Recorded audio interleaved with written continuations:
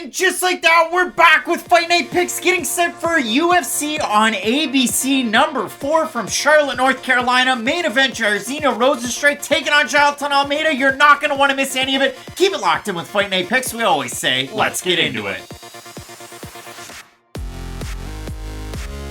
Ooh boy, and a big card with Fight Night Picks, top-ranked heavyweights in the marquee. As always, one half your hosting duo, Craig Allen. Twitter and Instagram, at Craig Allen FNP. You found me there last week. We had a great week with Fight Night Picks, at Matt Allen FNP as well. And when we're looking forward to the card that's coming up on this weekend, I mean, listen, UFC's going back to North Carolina. The first card there since Jacare versus Brunson, number 2. And if you consider it for the UFC on ABC cards, the first one, it was way back in 2021 on Fight Island, and that was a big one. Max Holloway taking on Calvin Kattar. Then you had Holland versus Vettori.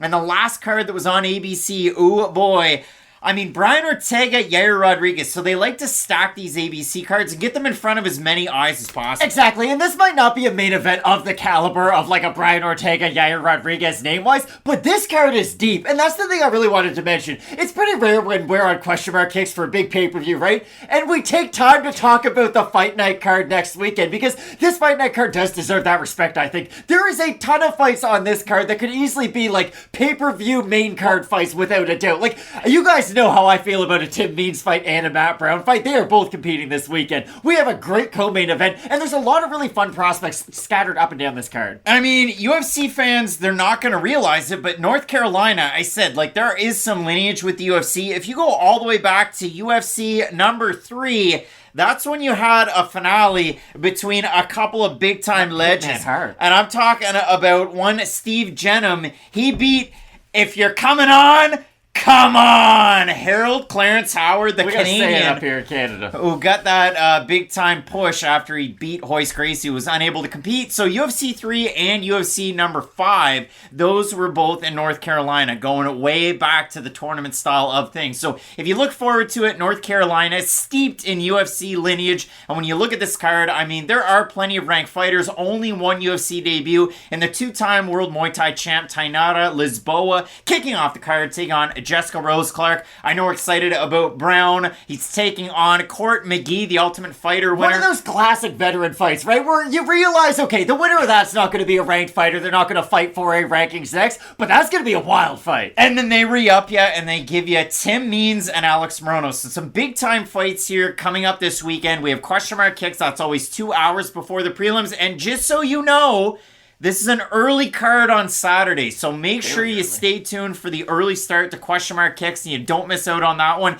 If any of the fights change throughout the week, we'll do our best to update them here. We tend to be pretty speedy with that kind of stuff, so stay tuned for that. You guys came through in the clutch with the likes and the subs throughout the week, so if you're not already, if you're hesitating over those, please do so. You're going to want to keep it locked in with Fight Night Picks. We always say, let's get into it.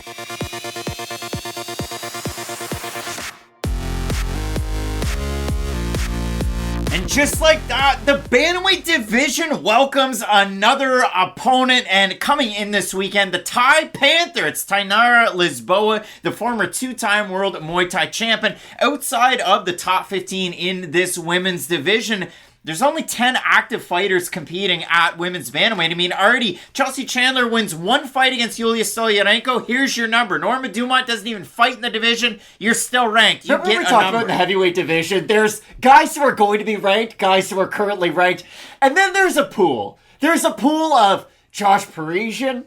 The Taffas are in that pool. Parker Porter was in that pool, but he's slowly climbing out. Bantamweight is in a very similar position. Well, when you look at this fight, Lisboa gets to take on 4-4 promotional fighter, Jessica Rose Clark. And when we do break this fight down, Matt, it is really difficult. I mean, you look at somebody like Tainara Lisboa, and if you just go over to her Topology page and you go all the way to the bottom, you're going to see a Muay Thai fight against Valentina Shevchenko in 2010. And if you're, happy with that, then you just don't go any further. But if you're not, and you're a little bit of an internet sleuth, you can go over to YouTube, you can watch that fight. Shevchenko drops her with a nice combination, nice 1-2. She stuns her with like a front kick to the face, which was pretty cool. Or I guess it was a side kick to the face, and then Lisboa had to fix her top at the same time. It was one of those kicks that just transcended body parts. But when you look at it overall for Tainara Lisboa, she loses that fight to Shevchenko. She still is a 2-time world champ at Muay Thai. She goes on to take on one Norma Dumont in her UFC debut, who I already mentioned, and in that fight, she doesn't get the win, but since then, she's beaten fighters. And she's beaten fighters. And do they have good records, though, or good levels of experience? No, so for Tainara Lisboa, she has 5 wins and 2 losses, and out of those 5 wins, the combined opponent record is 3-6. Which isn't phenomenal. That's Sorry. 3-6 out of all the 7 fights, because Norma Dumont was also a debut, and Lorani Santos, who beat Tainara Lisboa, was 2-1 at the time. She's 6-1 now, but overall, Tainara Lisboa has fought less than competition in MMA. However, in the wins, she's looked really good, and in the losses, there's been moments, but out of those wins, what I've seen out of Lisboa has actually impressed me enough to the fact that I think she's actually going to have a decent time in the UFC, because if you watch her strike, she's kind of a sniper on the outside. Very accurate. Nice low base. Really good leg kick. She holds her hands out quite a bit. She lands a nice jab. 1-2. She likes to clinch fighters up. She has a very strong upper body to go for throws, and when she gets the plum clinch, as a Muay Thai fighter is somewhat expected to do, those Thai knees are great out of somebody like Lisboa. So I go down through all the rounds through this pro career, but what I do like out of Lisboa is she is very active. If she gets in a bad position, she's always fighting to get out of them. And when you look at a matchup like this for Lisboa, taking on Jessica Rose Clark, well, Clark is somebody that came into the UFC, polished as a striker, gained as a grappler. I know she's 4-4, and I know she has an 0-2 draw in her pro career against one Penny Kanzad, but where Clark struggles is in some of those in-betweens in some of the boxing combinations. She does have all the skills, that's the thing. When you look at her striking, is it poor? It's not great, but it's not terrible by any means. She has good boxing combinations, a very aggressive fighter. Her wrestling, I would say, is almost at the forefront of her game now. So she is a very aggressive fighter, and every part of her game does work together. It's just a matter of putting them all together, and I knew we would talk about the resume of Lisboa at some point, but do you know the only big issue I do have with it? That's the thing. Sometimes guys come into the UFC, Chaos Williams, of course, being one of them, where they don't have a great level of competition, but at least they have that one person on their resume where they might have been 11-15, but at least they had a lot of experience, and that means something. You know what I mean? Their record isn't positive. They might not be the most eye-catching talent, but they've been there and done that, and even getting a win over a person like that, I think, does prove quite a bit. So it is going to be a tough test for Lisboa to kind of get that one experience skill check in the UFC, because the majority of the time,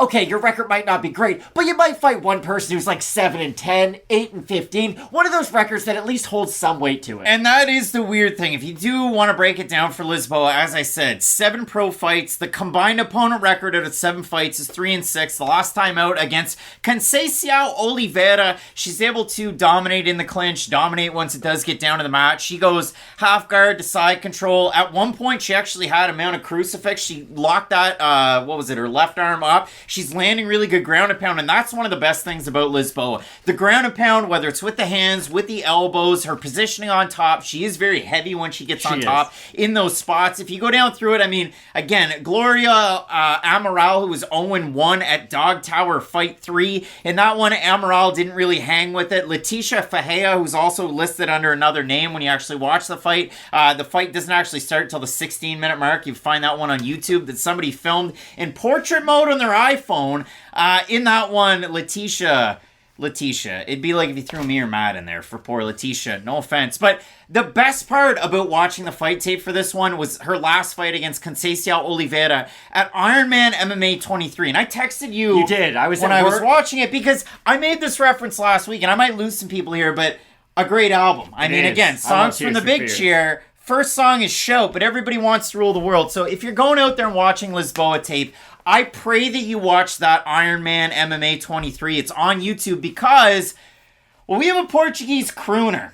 And I assumed he was just going to sing Everybody Wants to Rule the World. Guys, The guy had a set list and he played for 57 minutes. He sang Everybody Wants to Rule the World, Living on a Prayer, a deep cut from Bon Jovi with Always. He sang Bohemian Rhapsody, but when it went from I'm just a poor boy, nobody loves me, the band transitioned to Radio Gaga, which is a great hit. Then he went into some Portuguese ballad that I didn't know. Then he went and sang... But you appreciate it. You talk about a guy with range. New Year's Day by YouTube, With or Without You. Now, I'm not a YouTube fan, but that's neither here nor there. Then he sang Hear Me Now by Alok, Zeba, and Bruno Martini. I didn't even know Alok.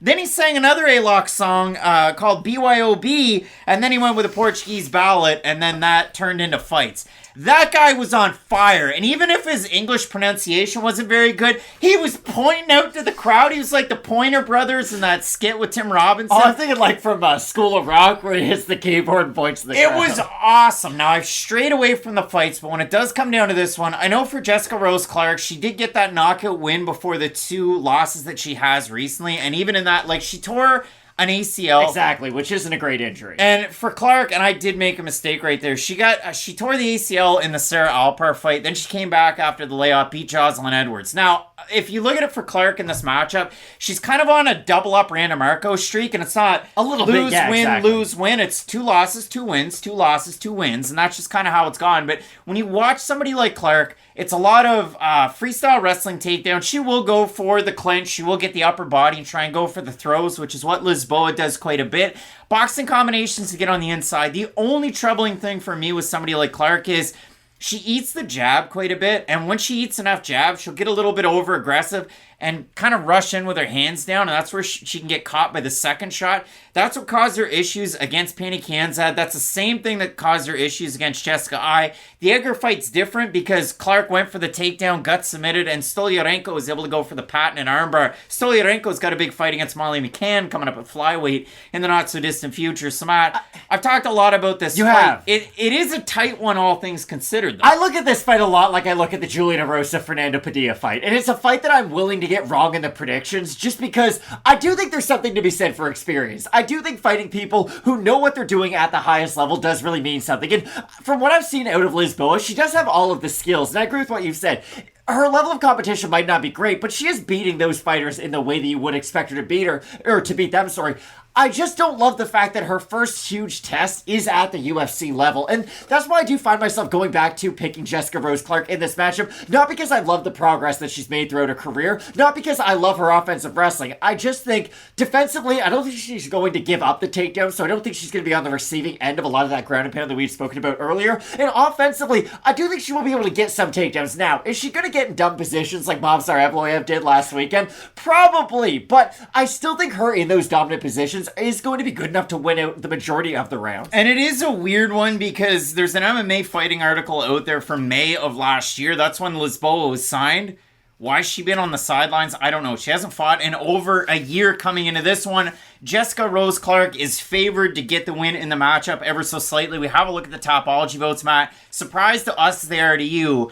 I'm going to assume people are going to Topology deep dive, and they're going to say Lisboa's not a good fighter, didn't watch the tape, and she's kind of a scrub. I'm going to say over under 75% Clark in this one. I think it'll be under 75, but she'll be the favorite. It's slightly under. 619 total votes, 69% Clark, 87% by decision for the 31% that had Lisboa, 43% by submission. So, yeah, they want the Muay Thai fighter to win by submission, which I know she has submission wins on her record, but it's going to be tough off her back. I don't think Lisboa is going to win by submission, even if you look at Clark's recent fights. I think Lisboa has a ton of success on the feet in this one. I think the time away helps her. Again, does she come from the biggest of gyms out there? No, not necessarily. But the striking pedigree that she has, the age that she's at, she's not a fighter that I'm excited about like I was with Manon Fiorot coming into the UFC without a ton of pro experience. She was a little bit more tested, was Fiorot. Yasmin Halregi, she's looked phenomenal as of late. She looked really good on the regional scene leading up to it, too. So, for me, I will go with Lisboa in the matchup, but I think it's going to be a fun one to kick off the card. I feel like a lot of underdogs have hit on the opening fight of the card, especially in a lot of these female divisions, but I'm going to pick Jessica Rose Clark. Again, hopefully people watched the video and didn't just skip to the prediction part of this, because I gave Lisboa her flowers, and if she wins this fight, then I'll put a lot more stock into the wins that she did have on the regional scene leading up to it, because if you go out there and finish a Jessica Rose Clark, okay, it might not mean that you're ready for a ranking next, but it is a great, just name to have on your resume. So I'm ever so slightly going to go with Rose Clark, realizing, though, that this could be another situation like a Julia Rosa, Fernando Padilla, and everybody saw how that turned out for me. Oh, we're halfway there. Wow! Living out a prayer. I mean, it was like having John Bovey from Saturday Night Live get you ready for a cage fight. Matt, in the matchup, I'm going with Tainara Lisboa in the debut. You're going with Jessica Rose Clark to get the win. Let us know if you went too far off the rails and who you have down below in the comment section. Some big fights left on this card. You're not going to want to miss any of it. Keep it locked in with Fight Night Picks. We always say, let's get into it.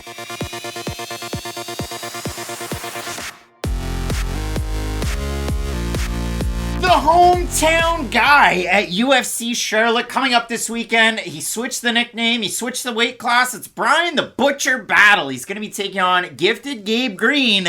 And when you look at a fight like this, I mean, Bryan Battle laid it out on a platter in an interview that he did with JHK in the All-Star MMA, basically saying that Gabe Green is a guy that relies on his toughness. He's known for his toughness. Why do you get that moniker? Because you get hit a lot. And that kind of is a little bit of the truth. But when you look at a matchup like this, Matt, Bryan Battle's one of those guys that can battle through the adversity. And if you look at it going into his last fight, 9-fight win streak, including the wins that he had on The Ultimate Fighter, before he ended up winning season 29, getting that win over Gilbert Urbina, where he was down in the first round, and he rallied back and beat him in the second round, just like his fight against Andre Petrosky, just like a lot of Bryan Battle matchups. And Battle also kind of mentioned it. If you look and go down through his record, I know he fought Cody Brundage as an amateur, but the last time that Battle fought in Charlotte, he got a decision win over Impa Kasanganay in the amateurs, and he was able to out-wrestle him in that fight. So for Battle coming into this one, his second fight at welterweight, and I guess there were a lot of conversations for both of these guys going into their respective last fights. For Battle, it was,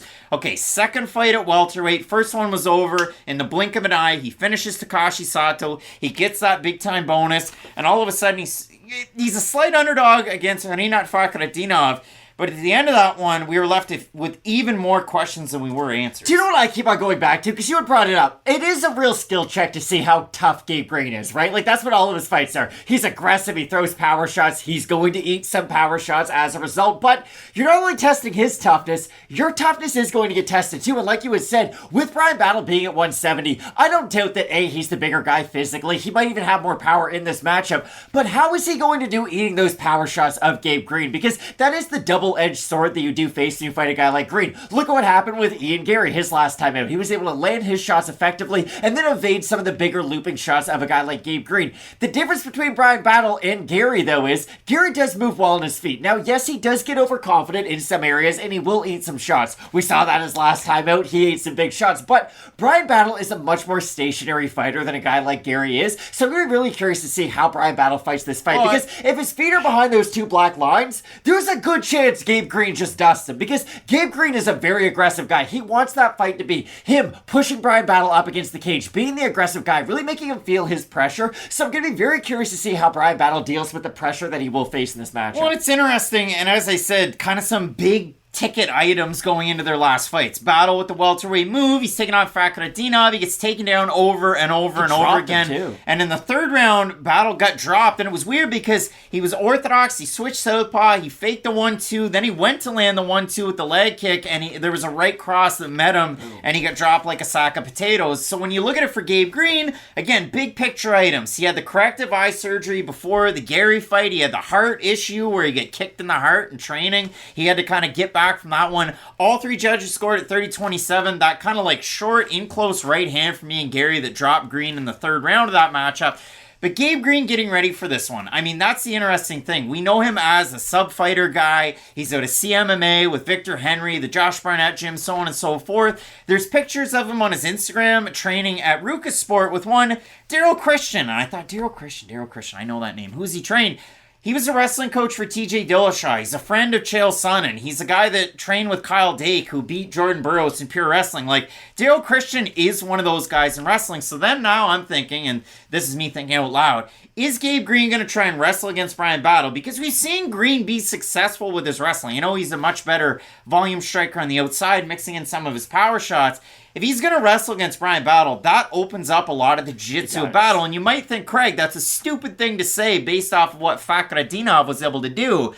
However, watch the other Battle fights against guys that leave some openings in their wrestling. That's where Battle's able to kind of pull away with some of those submissions that he has in his back pocket. So for Gabe Green, getting ready for this matchup, I'm eager to see which version of him we get, because he's done some interviews as well, one with JHK MMA and the All-Star as well. Like, just put them together. But you look at a guy like Gabe Green and you look at his Instagram as well, a lot of strength and conditioning. And we saw that kind of come back to bite Joseph Holmes last weekend, coming in at 189, talking a lot about his strength and conditioning. But Gabe Green right now looks like a physical specimen. And we'll see how it goes, because they both have wonky cardio. I think Gabe Green's a steadier guy. It's a weird must-win fight is all I want to say, because the Ultimate Fighter is in a very weird place right now. I think everybody who watches this channel would agree with me on that. I think you'd agree with me on that. It's not the, like, ranked fighter, championship fighter breeding ground that it once was. So for Bryan Battle, he still does have a fairly big name coming off that show. He does have a good amount of hype behind him, or at least initially. So for him, you'd hate to say, oh, you lose to Gabe Green, there's not a spot for you in the UFC, right? Because if that's the case, then we can get rid of a lot of the welterweight division. But it is kind of a must-win, because like you had said, there's a lot of people with a bad taste left in their mouth over Bryan Battle and his last performance. So if he's not able to look good against a guy like Gabe Green, it is going to leave people wondering, okay, what is his overall ceiling? And is he going to keep on fighting at 170? If he loses this, could that kind of be the, okay, now we have to move back up to 185 wake-up call he needs? Yeah, I mean, Bryan Battle started his amateur career in 2017 at heavyweight at 241, exactly. And now he's at welterweight. And if you do look at it, Battle does have that big advantage, 3 inches in height, 4 inches in reach. Gabe Green, I mean, similar kind of matchup when he took on Ian Garry, had a hard time closing the distance. Johan Linus was huge, too. Linus was huge, but Phil Rowe actually had 5 inches of height and 7.5 inches of reach, and Green was able to drop him twice with leg kicks, and once he got in on the inside, that's where Green was able to pull away. It's weird that Green has fought so many guys bigger than him, because he is not a small welterweight by any means. I know he's not the tallest guy in the world, but he is a very muscular guy. Like you had mentioned, he does look very filled out right now. We'll see how this one goes. If you look at it, Gabe Green, slight favorite in the matchup. We throw it on over to the Tapology vote. Surprise to us there, to you. People weren't on Battle coming into the UFC. People thought he was going to lose to Tresean Gore. Then he was all the hotness for Gabe Green. I think he's steady with the fans. I don't know if anybody's got Gabe Green posters on their wall. He's like an outside the rankings gatekeeper. I know that's a weird position to be in, but I like Gabe Green fighting a lot of prospects, because again, if they beat him, you do know where they sit. They're going to eat some big shots. They have to have good cardio. But if you lose to Gabe Green, it is going to be interesting to see what your ceiling is. I'm going to say over under 65% Gabe Green. I think they'll be over, personally. They're going to be over. They're, whoa! Other way. 588 total votes, 72% Battle, 77% by decision. For the 28% that have Green, 79% by decision. I guess that should be, maybe everybody in Charlotte and in North Carolina is voting for Bryan Battle on that one. I don't know, but when you look at it for Battle, he does a good job with his long-range weapons. He does get tagged in some of his fights, but he has that stick-to-itiveness, even in the fight against Fakhretdinov. I liked one thing out of the third round. He got back up at the very end, only to get taken down in the last, 30 seconds. So, Battle was still trying to fight for position, still trying to get up after he was completely toast in that one. Got taken down on 7 of 9 attempts, and he was controlled for 14 minutes and 11 seconds in that one. But when you look at a matchup like this, Matt, for me, I do like Green with the volume, and I like Green with the overall game plan in the matchup. I agree with you. Would you agree with me on this assessment of the fight? I think Green's going to win it unless he loses it. Like, his aggressiveness, his volume, I think is enough to overwhelm a guy like Battle, and I do think him being that kind of in-your-face fighter is enough to eliminate some of those long-range weapons. The problem is, though, if he does start to get overconfident, if he is just walking into shots from that long range, he could easily land, or Bryan Battle, could easily land a big straight shot down the middle, stun Gabe Green, and get a finish after that. So, I wouldn't be surprised whatsoever if Bryan Battle is able to get the win, but I do have Gabe Green in the matchup. Both guys training at some big-time gyms. Green working out at King's MMA with Benil Dariush, Bryan Battle with Keith Richardson, and some of the guys out of that Central Coast MMA. So when you're looking at it, both of us going with gifted Gabe Green in the matchup. Let us know who you have down below in the comments section. Some big fights in this card, including Almeida looking to challenge Jairzinho. Rozenstruik up the top. You're not going to want to miss any of it. Keep it locked in with Fight Night Picks. We always say, let's get into it.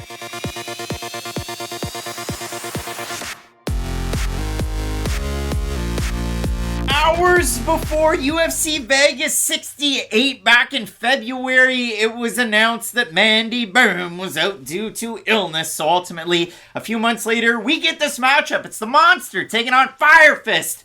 Let's get into it. And Matt, there's a couple of monsters on this card. One of them's Derek Lewis. One of them's Kyle Nelson, because that's also his nickname. And one of them's Mandy Bohm, and she's looked a little bit less like a monster and more like a stuffed animal in the UFC. And I say this with all due respect. Oh, I said it with all due respect. For Mandy Bohm, she hasn't won a single round in the UFC. 2 fights, 2 losses, both of them 30-27s. One against the Queen of Violence, Ariane Lipski, who looked like the Queen of Violence, dropped Bohm round 2, dropped her round 3, and then she fought Victoria Leonardo as a slight favorite and looked terrible in that fight. And so for Mandy Bohm, coming into the UFC, she was a champion with TKO in Quebec on a big-time card, and she was also a fighter with Bellator. She was one of those rare fighters who fought with Bellator, took a little bit of time off, and signed with the UFC like she's Michael Chandler, except Michael Chandler's fought for a UFC title. Really and Mandy Bohm, 30-27, 6 times in 2 fights. To be fair, Michael Chandler had a lot more fanfare coming over. Bohm in the UFC, she struggled, and I'm being very harsh on her, and I don't necessarily mean to, but she struggled with the striking defense. She struggled with her distance management. She struggled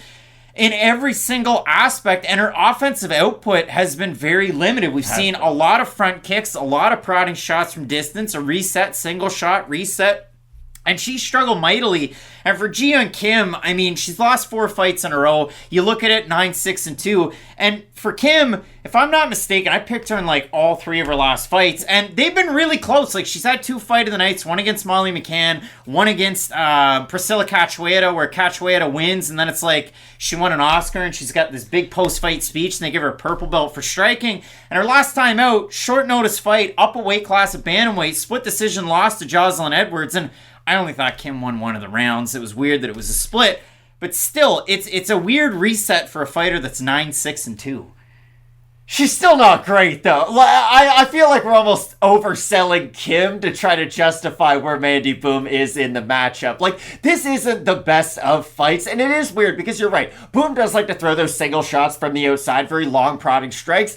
Kim moves a lot on the outside, though. Like, probably way too much, for being completely honest, because she's not someone who likes to sit down on a lot of her shots, and that could make for a bit of a stale view. We could just see Bohm standing there being the more stationary of the two. She doesn't have overwhelming power by any means, so you're not really worried, oh, if Bohm lands one, down goes Kim. But I could see a world where Bohm maybe outstrikes her from the outside. Not a chance. I'm only making that as the one potential way for her to win this fight. I agree with you. I don't think she really has a chance in this match, because the one thing I will say about Jeon Kim, even though she is 0-4 in her last 4, there's always one thing in her fights that can be taken away as a bit of a positive. The problem is she can just never keep it going consistently in any of her matchups. Like, sometimes her boxing will look really good, and then she'll get into a bit of a period where she's not really doing anything, kind of winning on the outside, using too much movement. That's been the issue with Kim. It's been her lack of ability to really string a lot of success together in an individual matchup. But I will definitely say that there's been a lot more positives to draw from Kim in her losses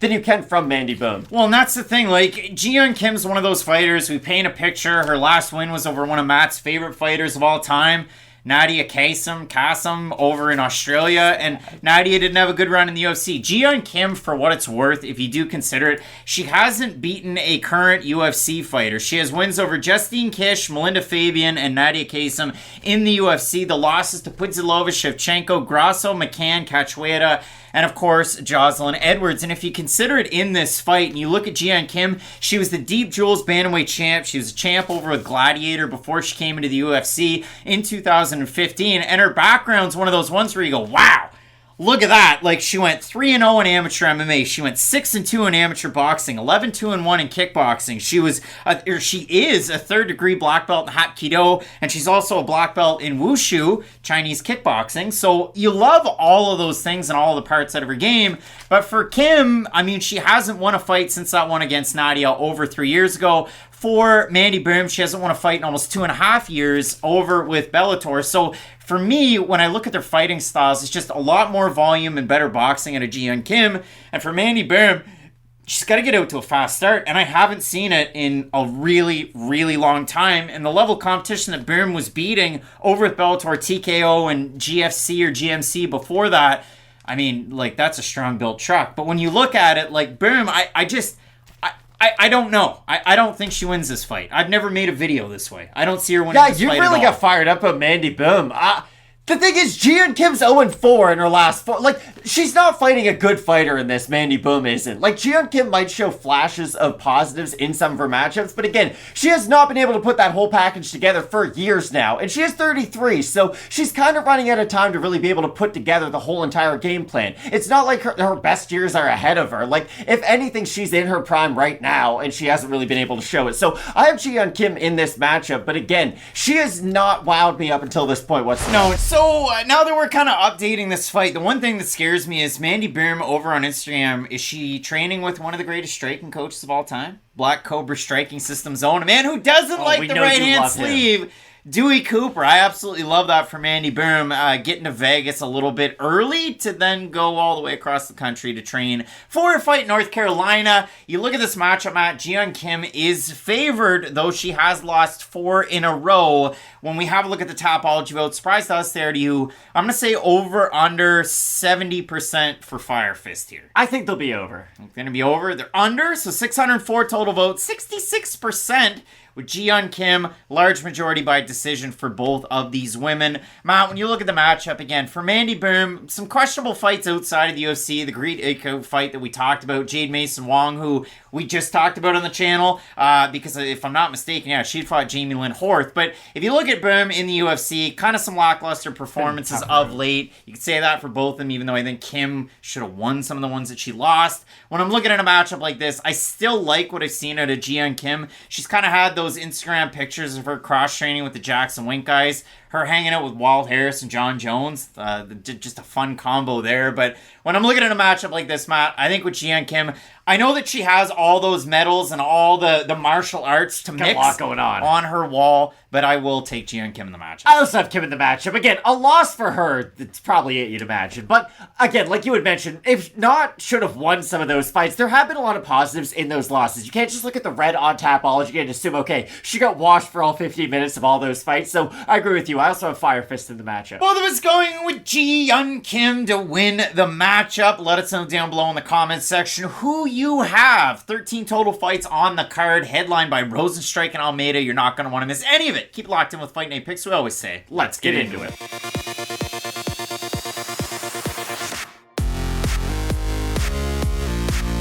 4 days ahead of UFC Fight Night Song versus Simone, it was announced that Pete Rodriguez would be out of his matchup with Natan Levy. They'd shuffle it forward 2 weeks, and we're going to talk about it again. It's Natan Levy versus Pete Rodriguez. Let's get into it. When you look at a matchup like this, you have the MMA lab represented with Pete Rodriguez, and this is a guy that, I mean, coming into the UFC, a lot of question marks, a lot of really quick knockouts. Oh, yeah. He then takes on Jack Della Maddalena, who's all the hotness at welterweight, struggles with the jab and the pressure, ends up getting finished in that one. His last time out against Mike Jackson, my good grief, he dropped him twice. He finished him. The difference. Sent him outside of the UFC. 1-1 with a no contest was Mike Jackson. But when you look at a matchup like this, for Pete Rodriguez, I went down through it.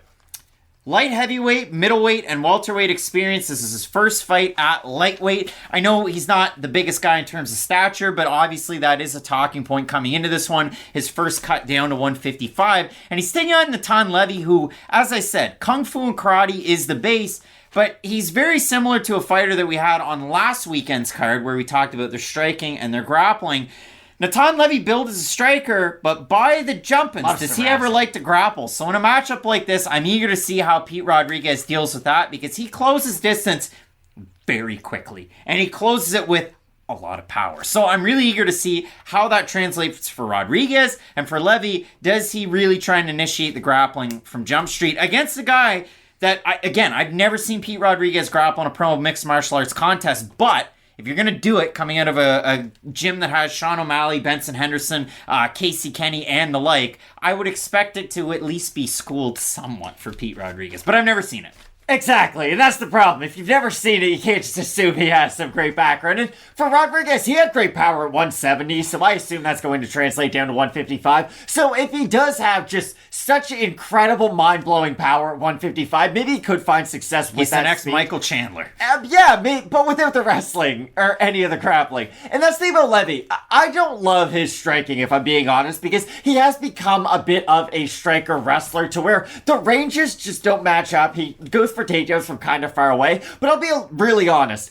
I like the grappling version of him in this fight because I do think it's going to help him avoid the most dangerous part of Rodriguez's game, which are some of those boxing exchanges on the back foot where Levy just might not be 100% comfortable with when Rodriguez is throwing these insanely powerful shots by his head. So for Levy, we have seen him get touched up a little bit in some of his fights, so I worry about that. But Rodriguez, I just don't know if he has that next note to his game. And if Levy is able to go out there and just sort of throw hands enough to disguise his own takedown attempts, really implement the takedowns at the forefront of his game, I don't know how Rodriguez is going to make up for it. And unless Rodriguez does just have such incredible strength and power coming down from 170, I struggle to see how Rodriguez is going to build in this fight and be able to win it by either decision or kind of a late round finish.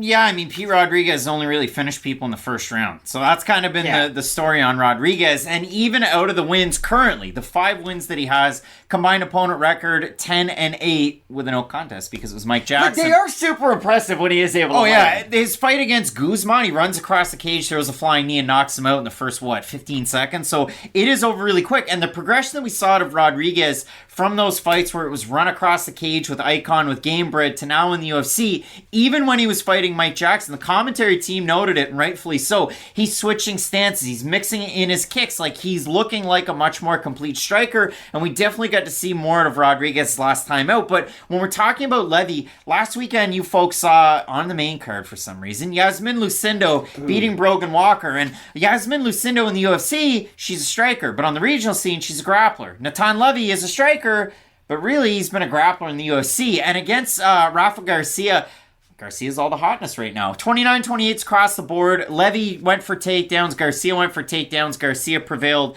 with that. I mean, against Money Mike Breeden in that one, a lot of takedowns by Natan Levy, but Breeden rallied in the third round, and in my opinion, Breeden won that third round. 9 of 16 on takedown attempts was Levy in the fight against Breeden for only 3 minutes and 39 seconds of control time. So a lot of takedowns trying to get the top pressure like Levy did in his fight on Contender Series against Shaheen Stevenson, and in that one, or Santana rather, he gets a submission win. And Levy, I mean, his last time out, he took on a somewhat similar fighter, because I'm talking about a brawler in Renato Valdez, and in that one, Levy struggled with the strikes in the first round. He did, yeah. Mightily, but he went for a lot of takedowns. He went 6 of 10 in that one. So we'll see how it plays out for Levy, but as I did with my hands, the way that he blocks in some of these punching exchanges where he just kind of stops, plants his feet, and blocks with his hands, that's not good against a power puncher. Pete Rodriguez, and we talked about it on this channel before, Matt, your favorite song by Roy Jones Jr., what is it? Y'all must have forgot. Y'all must have forgot. Who did he knock out with a body shot? Y'all must have forgot. Stop Virgil Hill with the body shot. Exactly. Yeah. Pete Rodriguez dropped Mike Jackson's last time out with a right hook to the body. It's Mike Jackson, though. Let's just say that. Kidney side. You never see that. All right, so we shuffle the deck. Levy taking on Pete Rodriguez. I mean, in the matchup, Natan Levy is a pretty big favorite. We have a look at the Tapology votes. Surprise to us as they are to you. I'm going to say over under, 80% Natan Levy. I'll say over. I say over. It's slightly under. 522 total votes, 78% Levy, 74% by decision for the 22% that have Rodriguez, 83% by knockout. When you look at the fight, Matt, again, Renato Valdez was able to land a couple of those right hands in the matchup against Levy's last time out. We've seen some guys test Levy, even in that loss that he had, in the UFC debut. So if you look at it for a guy like Natan Levy, I mean, he is one of those impressive fighters, as we'd mentioned, with the backgrounds, and they are kind of like Kung Fu and karate, who would have thought? But when I look at a fight like this, I mean, Rodriguez, now with the second weight cut kind of down to lightweight for the first time, I'm just interested to see what we get out of Rodriguez finally making the scale, because he wasn't there 2 weeks ago. Yeah. It was announced a little bit too far out, so eager to see what we get out of Rodriguez. Definitely a question mark kicks type of fight, but for me, I'll stick with the pick here, Natan Levy. I do like Natan Levy, but he is susceptible to a lot of the strengths of Pete Rodriguez. He has fast hands. He has heavy hands. That uppercut. Oh, it is filthy. And when he is able to get on the inside, the guy's a bear cat. He is very aggressive. So if he was able to really go to the body, go to the head with his dirty boxing, kickboxing, I could see him having a lot of success, but Levy is the more well-rounded guy. He has the wrestling on the outside, and hopefully some of the long-range attacks of his can kind of stifle the game of Rodriguez, but it's a dangerous fight for Levy. Is it going to be Braxton Smith versus Parker Porter? We'll find out this weekend. Both of us going with Israel's Natan Levy to get the win. Some big-time fights on this card, including... I mean, listen, that co-main event, Anthony Smith taking on Johnny Walker, what a big-time one. You're going to want to keep it locked in with Fight Night Picks, we always say. Let's get into it.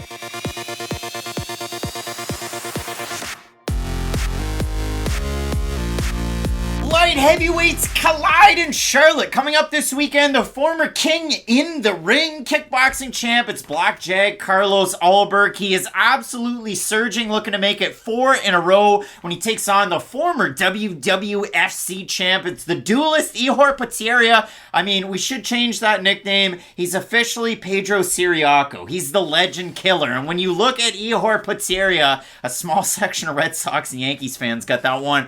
Ihor Potieria, he killed my dreams. He retired my favorite fighter from childhood. It was a weird childhood, but he finished Shogun Rua at UFC 283 earlier on this year down in Brazil. Potieria, I mean, he was getting hit to start that fight, and then all of a sudden he was able to land the combination that put out the legend. So when you look at it for Potieria, 19-3, he has so many wins by finish. He has 10 by knockout, 6 by submission. He has a triangle, 3 rear naked chokes, a heel hook, and a Kimura. He can do it in a lot of different ways, and I'll begin by saying this. I wasn't necessarily sold on either one of these guys coming into the UFC. Even though Potieria had that breadth in MMA, it was against a lesser level competition. He had gotten dropped in some of his fights on the regional scene, only to come back and submit some guys who look like less than UFC caliber. So for Potieria, I mean, his backgrounds are crazy, and I actually learned of a martial art that I had no idea about. I went down a rabbit hole today. He's a Jedi. The folks are going to learn about it. So for Ihor Potieria, International Master of Sport in Combat Sambo, we know that. Pancration, that was an early foundation of a lot of people that came into mixed martial arts. Alexander the Great. And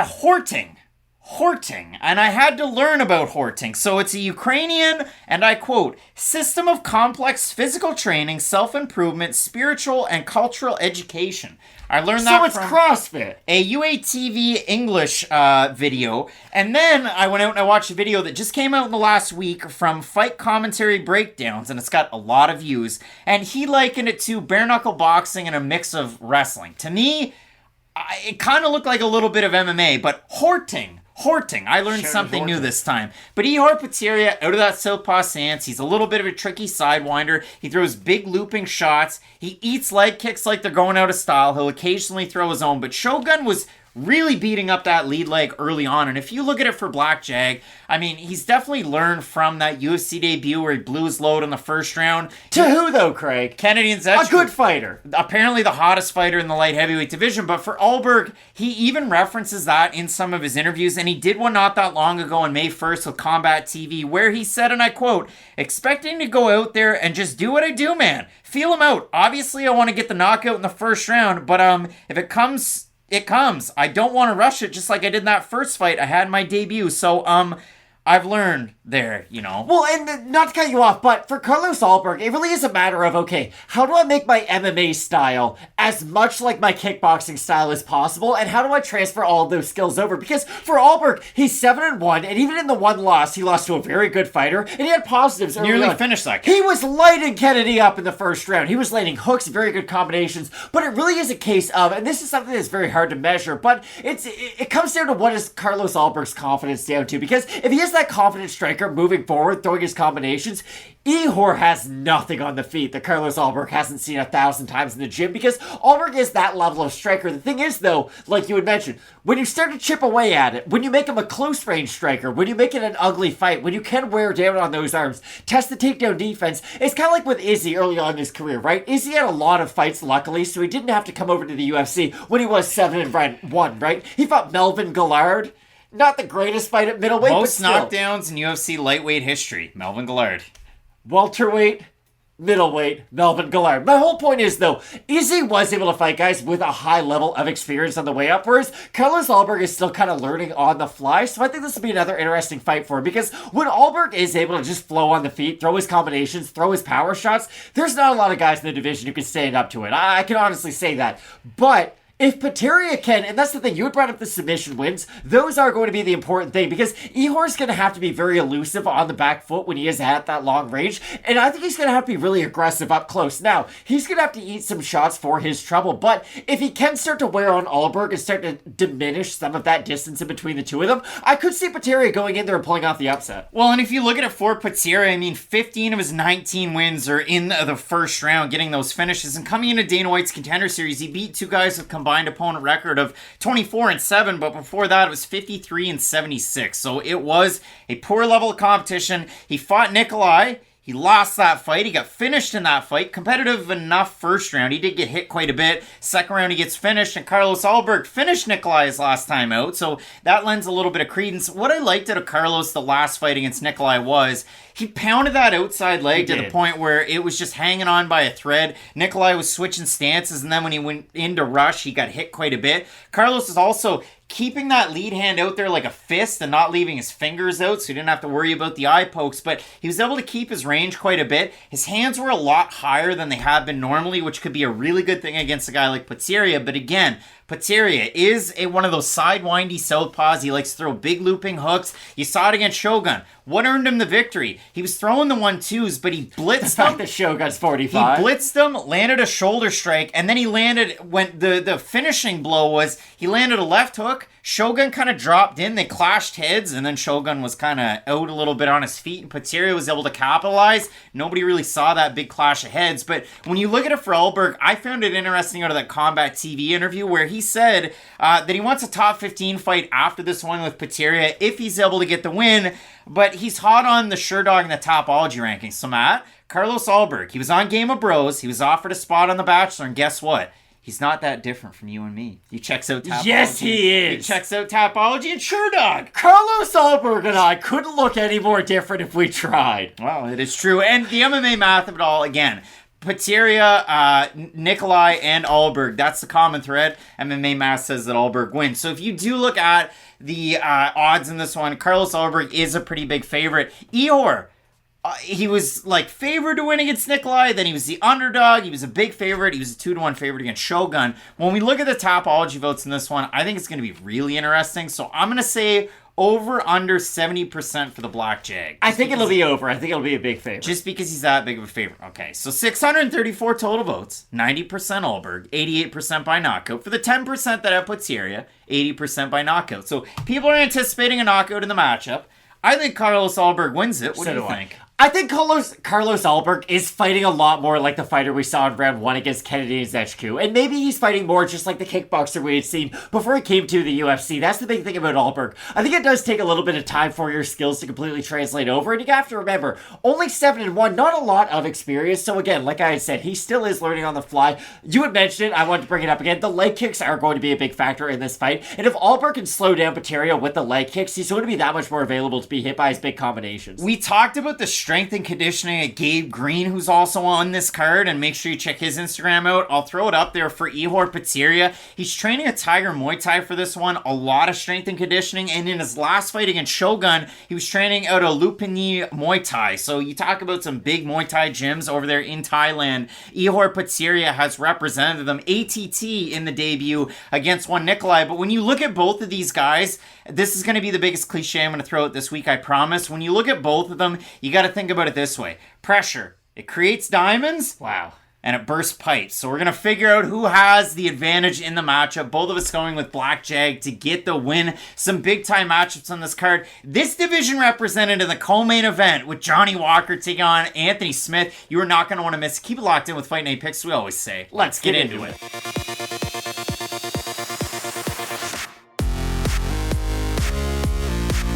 Bantamweight Fire coming up this weekend. My guy, Douglas Silva de Andrade, is taking on the Spartan Cody Stamann. If you've never watched a Fight Night Picks video, you don't know, but Douglas Silva de Andrade. I kind of have to take my media cap off for a second and put on my fan hat.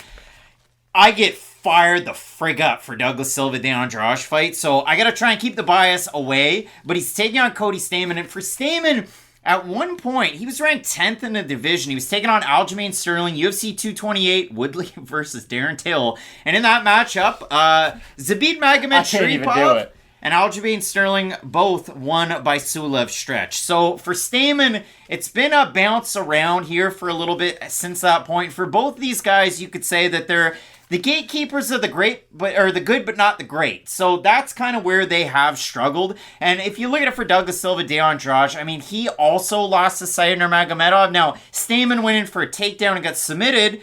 Douglas actually had a competitive fight against Nurmagomedov, and then Said Rakhmonov had a really competitive fight against Nurmagomedov. But for Douglas, if you look at it, he struggled primarily against guys that have been willing to wrestle with him in his fights. And if you want to stand with him, yeah, he'll eat some shots to give them, but you're probably going to be the nail and not the hammer when you fight Douglas. And that's the weird thing about Andrade. This is a matchup that does kind of favor him and his skill set, because we have seen him go out there against wrestlers with kind of limited skill sets on the feet, right? And I would say that's what Cody Stamann is. Is he going to wow you with his boxing? Hold on, brother. He's gotten a lot better. Since Stamann switched it up to Extreme Couture in 2019, his boxing's progressed a fair bit. I still favor Andrade in a lot of the striking exchanges between these two guys. I just believe a lot of the wrestling that Cody Stamann brings into the cage is what does help open up a lot of his striking. Now, could he go in there and jab Andrade to death? Yes, he could. But Douglas Silva de Andrade, to me, is like, if it was the movie Honey, I Shrunk the Kids, and Vitor Belfort was one of the kids. Because he does kind of look like him.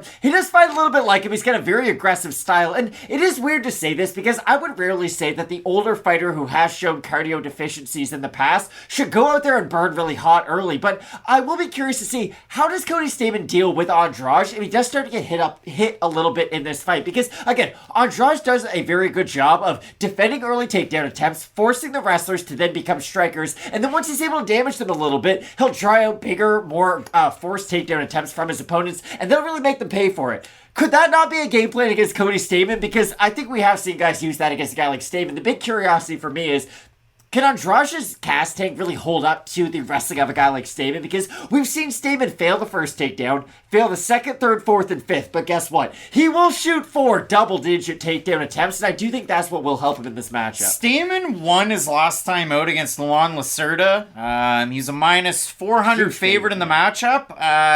He arguably won the first, arguably won the second. He didn't win the third round. He cruised through it.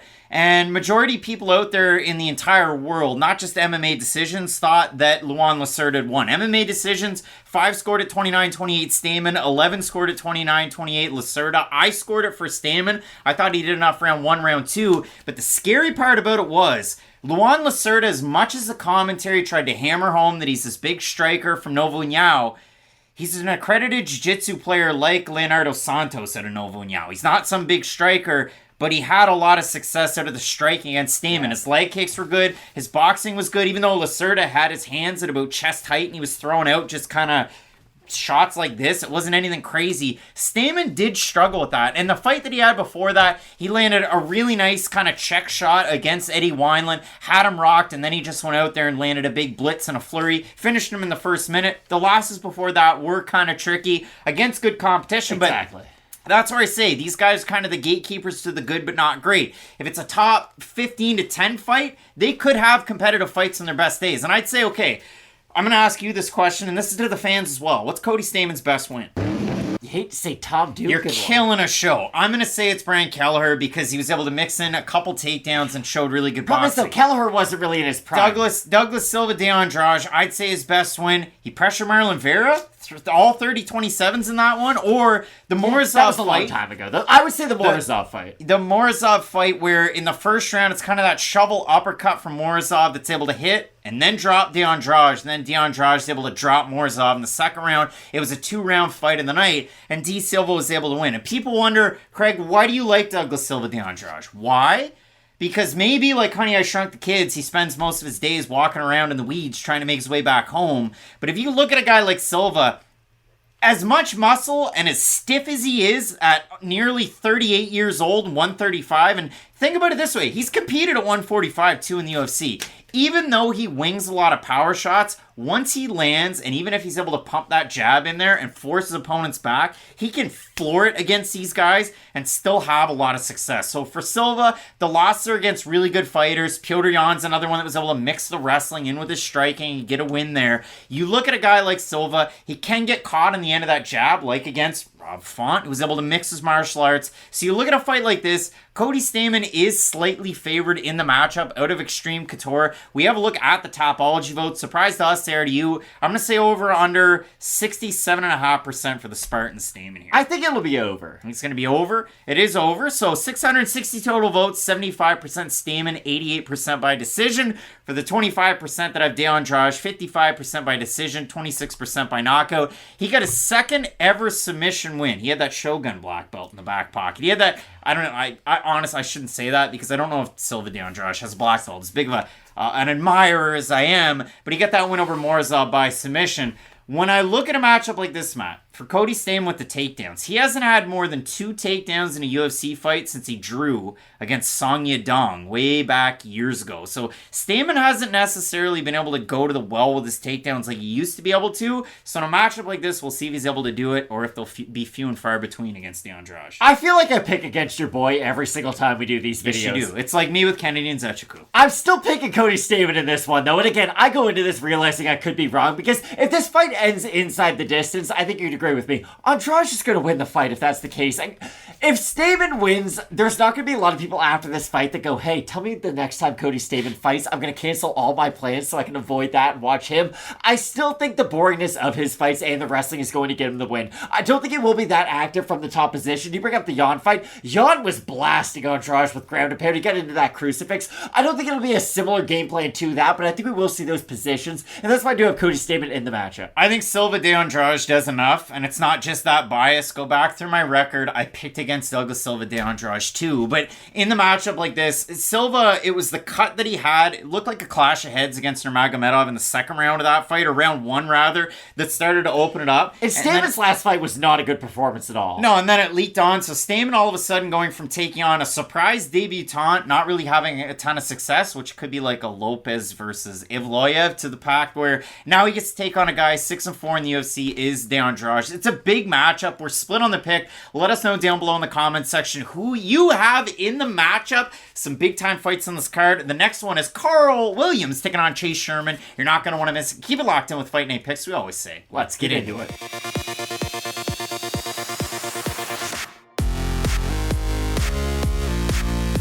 Originally due at UFC 287, the day of the fight, it was announced that out is Chase Sherman. The short notice opponent, Karl Williams, was able to make the walk. It was originally supposed to be Sherman versus Barnett, but now they pushed it out to here. So from UFC 287 to Charlotte, North Carolina, a big-time fight between a couple of guys who are now based on the East Coast. It's Williams versus Sherman. Let's get into it. Matt, it's a really weird matchup because if you consider for Karl Williams, I did listen to an interview that he had done with, try and guess who did the interview with him. Either JHK or James Lynch. It was JHK before his fight against Łukasz Drewski, and in that Two one, of our favorites, Karl Williams talked about the fact that he was able to build himself up to heavyweight the right way. He was able to put on muscle mass. He was able to increase his bone density with the help of the UFC PI. And out of all of that, it seems like heavyweight is the future. And he weighed 233 against Jimmy Lawson on Dana White's Contender Series. Took that fight on incredibly short notice. Jimmy Lawson, Penn State product, one of the best pure wrestlers you're going to find out there in the heavies. And Karl Williams took him down 3 times and totally dominated. Almost 11 minutes control time in that fight. So Williams goes out there, takes on Drewski, and in that one, does the exact same thing, and even drops Drewski in that fight. So for Williams, the scary thing is, halfway through the second round, there was like a point where Herb Dean had to check his glove, and then he put his hands on his knees, and Daniel Cormier was like, his hands on his knees, he's tired! And Williams gets back and up. And then he 10-8'd him in the third round. He did a Patrick Roy, and he kind of put his hands up, like, I want out of here. But for Karl Williams, a big one there against Drewski. That fight, 3 weeks ago. So now he's taking this fight on really short notice. Williams kind of switched things up. He's an ATT Atlanta adjacent guy. He's trained with the Lima brothers. Diego Lima, somebody out there that's listening to this, I need to put this out into the world. I've searched Diego Lima Creed 3, I don't know how many times, on how many social media platforms.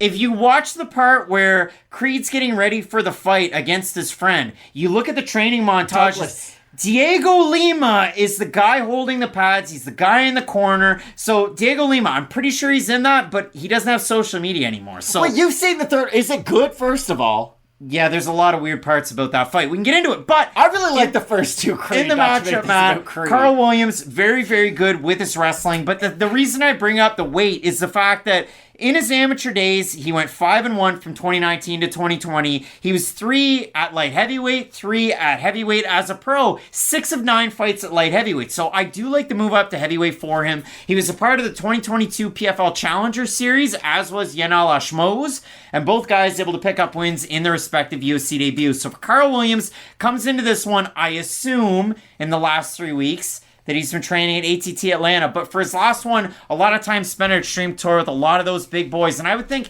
training with guys like Sergey Spivak, they're probably going to get you ready for a matchup like this, or Ngannou, or whoever it is. But for Chase Sherman, he was getting ready for Beast Boy, a guy that's going to strike on the outside, that's going to rally back like he did his last time out against Jake Collier. Sherman's had the weirdest 3 runs in the UFC, and now he's looking for the first win since that time against Jared Vanderaa. He's 1-4 in his last 5 UFC contests. This is my big issue with this fight, and I'm not saying this to poke fun at Chase Sherman or anything like that, but Chase Sherman excels when he's fighting a primary striker. I think we can both agree to that. He's going to make the fight very fun. He has surprising output for a heavyweight. Like, he doesn't get tired in the third round. This guy will throw a lot. About a third of his strikes are leg kicks, too. Exactly, and that's the thing about Chase Sherman. He's an active guy who will throw in combination, throw kicks and whatnot, but the thing is, even when he's fighting a primary striker, do we tend to pick Chase Sherman in these matchups? Like, guys who are going to give him a lot of moments in the thing he's really good at. You haven't answered me yet, so I don't love the answer. That's my whole issue. Like, with Chase Sherman, if he's going to go out there and fight a guy like Chris Barnett, I can give you an in-depth breakdown as to, hey, Barnett's going to throw some big actions. He might not be the most active guy in the in-betweens, and that's going to give a guy like Chase Sherman a lot of opportunities to win that fight. Now, I picked Sherman his last time out against Cortez Acosta because Cortez Acosta struggled so bad against the leg kicks to Jared Vanderaa. I thought Vanderaa won the fight. I thought Chase Sherman would win the fight. But the weirdest part about that fight is Chase Sherman couldn't figure out the movement, had less output than normal, threw less kicks than normal, and this is another camp out of Killcliff FC like his last one. And Karl Williams is going to put those question marks into your mind as to, hey, when is it safe to throw my strikes? When can I not and try to defend the takedown? Because Williams is a guy who, when he gets in on the takedown, he's going to chain wrestle. He's not just going to let go of it, let you be, and then, okay, now we're going to restart. So Sherman is a heavyweight who moves very well. I think we both would agree on that. He has good footwork, but he damn well better have good footwork if he's fighting Karl Williams, because Williams has shown power in some of his previous fights, but I don't think he's going to go into this fight trying to brawl with a guy like Sherman, because that leaves the window open for Sherman to win this fight. If Williams just goes in there and wrestle, and I know that's an easier said than done type of a game plan, because Sherman's going to throw a lot of damaging strikes. Again, the movement is going to help this takedown defense. I still know what Sherman's going to be able to do outside of the brawling to help him win this fight. If you look at it for Karl Williams, and we continue to talk about how good his MMA wrestling is, because it has been ex-MMA, UFC, Contender Series, PFL. If you look at it for Williams, what's his base? Like Sam Hughes, it's track and field at South Carolina State. So I'll throw the picture up there for that one. But he's 6'3" and weighs 240. Like, you shouldn't be able to run that far. And he looked kind of tired his last time out. But again, he looked good as the fight went on. Again, the wrestling is so dominant that if he gets that top position, if you can't get back up to your feet, you are going to be just as spent as he is. It really is weird. So again, for Sherman, by the numbers last time out against Cortez Acosta, significant strikes, 147 to 66. He was able to land 25 leg kicks in that one. He had 33 against Parker Porter and 25 against Andre Arlovsky. He's able to get those numbers up. The takedown defense actually throughout the UFC run, and the UFC run for Chase Sherman, 2-5 the first time, 1-3 the second time. Then he asked for his release. He was going to go back. He was the 2019 BKFC Police Gazette heavyweight champ. He wanted to go back and compete for those belts. But he ended up getting signed back in the UFC, 1-2 in this recent stint. But if you consider it, he's been taken down by Romanov, Collier out of that weird one where he submitted him, Porter, Sakai, and Willis, big pretty go home. It's been a long time since then. All right, so now all of a sudden it goes from Chase Sherman was supposed to fight a striker and Chris Barnett to then fighting Karl Williams on short notice. Now both of these guys get a little bit of an impromptu camp for this fight. So Sherman out of Killcliff, Karl Williams bipping, bopping, booping, hanging out at a couple of different gyms, but we've seen him train out of Extreme Couture as well as ATT Atlanta. I would love to see you ask a question. Chase, have you been bipping, bopping, and booping? Well, I meant that about Karl Williams switching the camps, but Chase Sherman has as well. Like, he used to train out of D'Iberville back home in Mississippi, then he went over to Elevation, and he's kind of found a home at Killcliff recently. But when you look at a matchup like this, Karl Williams is a big favorite in the fight. He was even favored quite a bit when he took it on about 4 days' notice. When we have a look at the Topology votes, Matt, surprised us there to you. I'm going to say over under 80% Williams. I think it'll be over. And it's way Wow. over. 595 total votes, 95% Williams, 53% by decision, 39% by knockout. Really, the story of the fight, we kind of touched on it earlier, is can Karl Williams initiate the takedown and can Chase Sherman defend the takedown? And if it's on the feet, Karl Williams has a lot of big action strikes, but if you look at a guy like Chase Sherman, a tidy 1-2 and a leg kick can carry you pretty far. I know it's carried Chase Sherman to, a 4-10 record in the UFC? But realistically, if you look at it like this for a guy in Chase Sherman, if you can keep the fight standing, he can have a ton of success in the matchup. What have we always said about Sherman? If you're a pure striker, he's going to make the fight very entertaining, right? He might not win them all, but it's going to be a really entertaining fight. The problem is, if Karl Williams is able to grapple to the level that we have seen him grapple before he came to the UFC, it's going to be a difficult fight for Sherman to try to keep this on his feet and then have those success. I agree with you, though. If Williams is winging on a lot of his shots, Sherman is the picture of composure on the feet. He can stay in the pocket. He can lane clean shots. I like the elbows, too, if he is able to keep it in the clinch. Those are very tricky on the inside. And he could be able to hit Williams with some good ones. The problem is, if Williams, who I did favor the first time around, just has a longer camp, and if his cardio is even a little bit better, then I do have to favor him in the matchup. Both of us going with Karl Williams representing the U.S. Virgin Islands to get the win in the matchup. Let us know down below if you have the Gift King of 2017, the Vanilla Gorilla Chase Sherman, or if you're going with Williams in the matchup. Some big-time fights in this card. Same division represented in the main event. We're talking about Almeida moving up in the rankings to take on Jairzinho Rozenstruik. You're not going to want to miss it. Keep it locked in with Fight Night Picks, we always say. Let's get into it.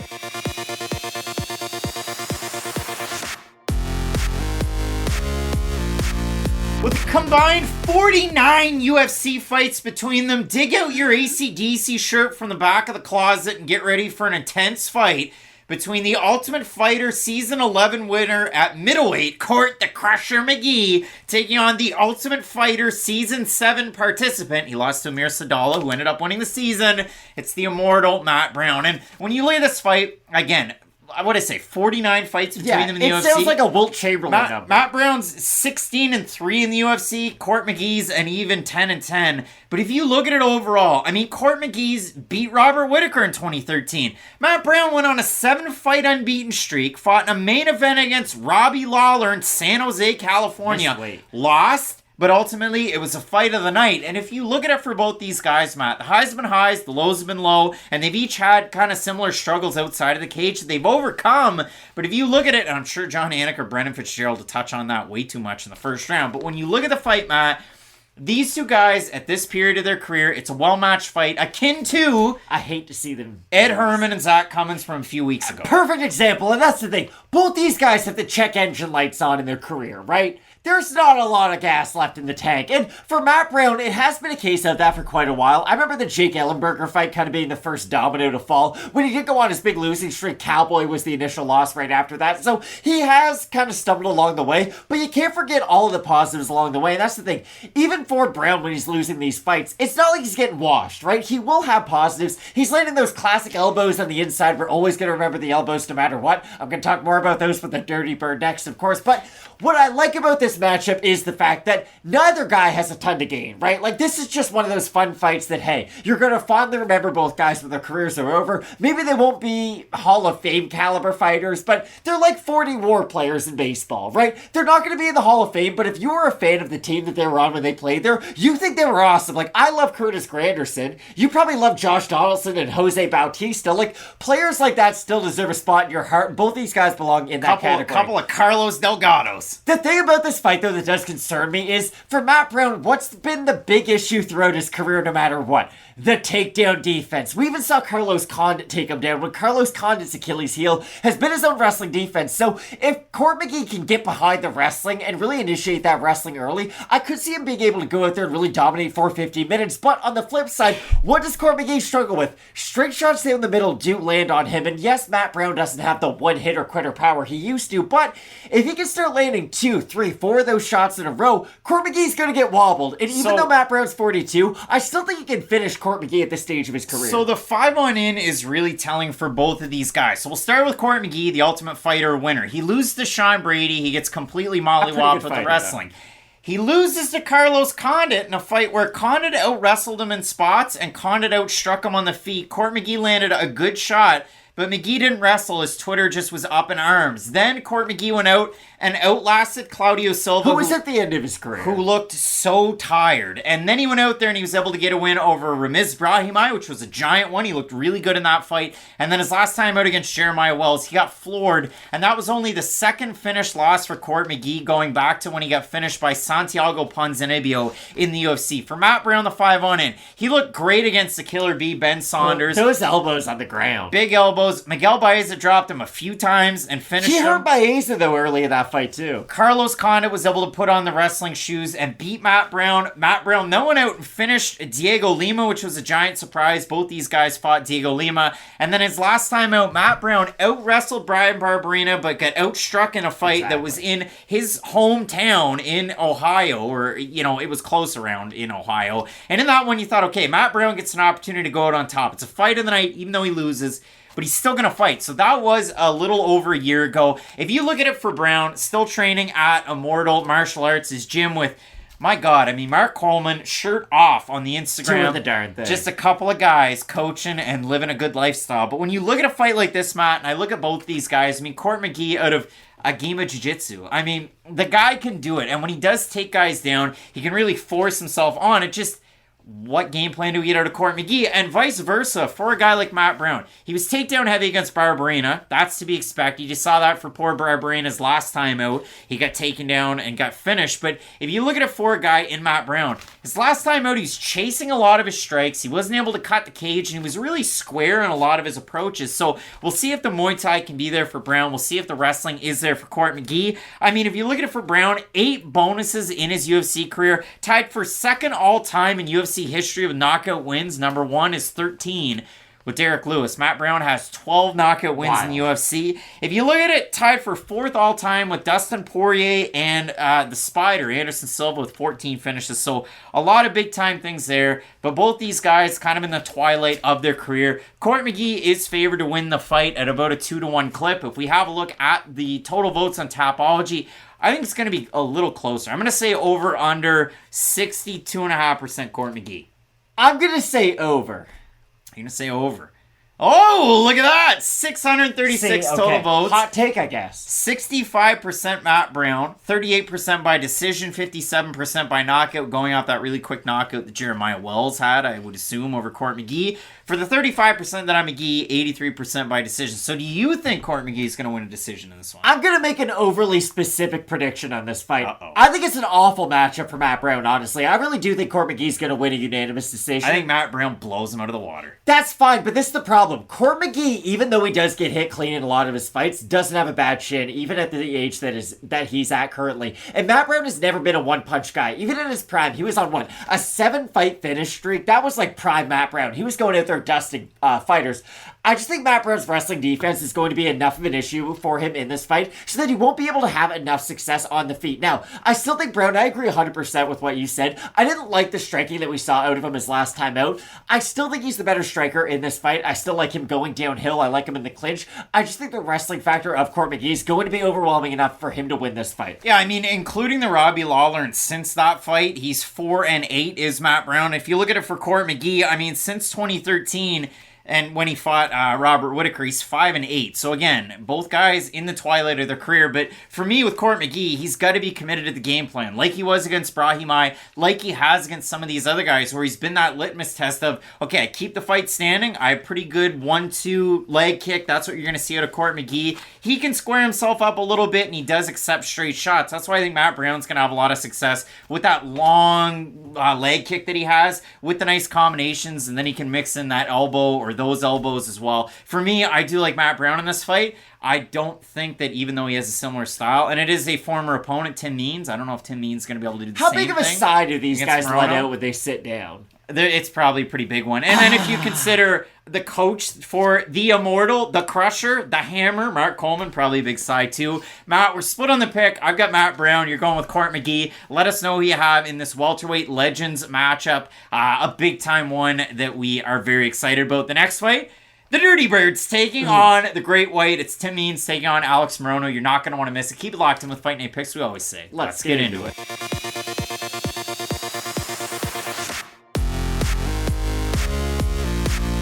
A striker's delight at 170 pounds, and if you like the entree that is one Court McGee taking on Matt Brown, then you're really going to like the main course. We're talking about the Dirty Bird taking on the Great White. Matt, sidebar. If a Great White went up against a bird, what do you think the bird comp would be to go up against a Great White to make it a fair match? The question is, where do they fight? On land, a duck would beat a Great White shark. A Great White shark doesn't have many options on land. I'm going to say, like, if it was either a cassowary on land... You're violent AF. Or a condor. What are you taking, the Great White or the cassowary? We'll go cassowary. On land, Craig, I would take you or me. I would take a puppy against a Great White. Do you know what happened to a Great White on land? It would go... and then die. Well, when it comes down to this matchup, if you look at it for the Great White, Alex Morono, on about, 4 days' notice, replacing Robbie Lawler against Santiago Ponzinibbio, won the first round, won the second round. It was catch weight 180 pounds. In the third round, he ate a right hand and he went, and then he ate another big one, and then that was the end of the fight. Alex Morono on 4 days' notice with a 4-fight win streak on the line looked really good against Ponzinibbio, and that was the story of that one. So now he gets a little bit of time off. It's been about 5 months since that fight at UFC 282 when he took on Ponzinibbio, and he gets a shot against Tim Means. And Tim Means is a guy that's been around and done some things, and I was surprised. Tim Means, for as long as the tooth, or long in the tooth as he may be, only 2 bonuses for him, but this guy is a walking highlight reel, fight of the night type. He's a tricky grappler. He's a really tricky striker. He mixes his knees with his elbows, with his long-range punches. So for Tim Means, I know he's beaten some fighters that you know and love. The best bare-knuckle fighter known to man, Mike Perry, has lost to Tim Means. He lit Mike Perry up, too, on the feet. It was kind of wild. Consider that one. So when you look at a matchup like this, Matt, I know Morono for the Cerrone fight, for the fight that he had against Zavada, he really looked at against Mickey Gall. Do you think Alex Morono realizes how lucky he is matchmaking-wise in the UFC? We're going to go through his resume really quick, and we're just going to go through fighters who had more than average amount of promotion for where they were in their career. Nico Price, more than average. Jordan Meehan had more than average. Maybe not at that point in his career, but still, at one point was thought of as a top contender and top prospect. Max Griffin, Chaos Williams, Reese McKee was a top prospect. Anthony Pettis, Donald Cerrone, Mickey Gall, Matthew Sebelsberger, and Santiago Ponzinibbio.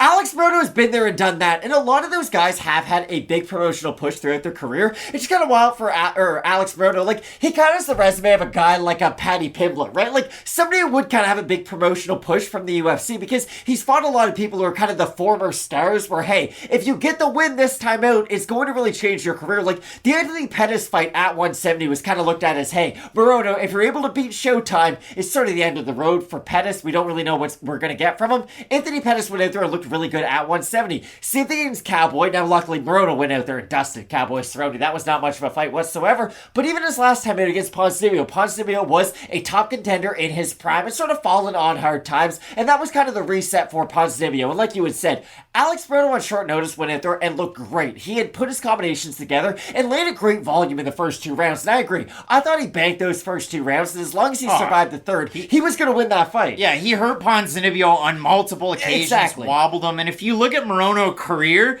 5 knockdowns, 4 4 knockdowns against. If you look at it for Tim Means, 7 knockdowns earned to 4 taken, and both these guys stick around sometimes for the receipt, and they do get hit. If you look at it for Morono, even the fight against Semmelsberger, wins the first round, wins the second round, third round, Semmelsberger with that swollen up left eye, runs in there, throws that jump knee, he drops Morono, and Morono tries to rally back out of it, but ultimately loses that round.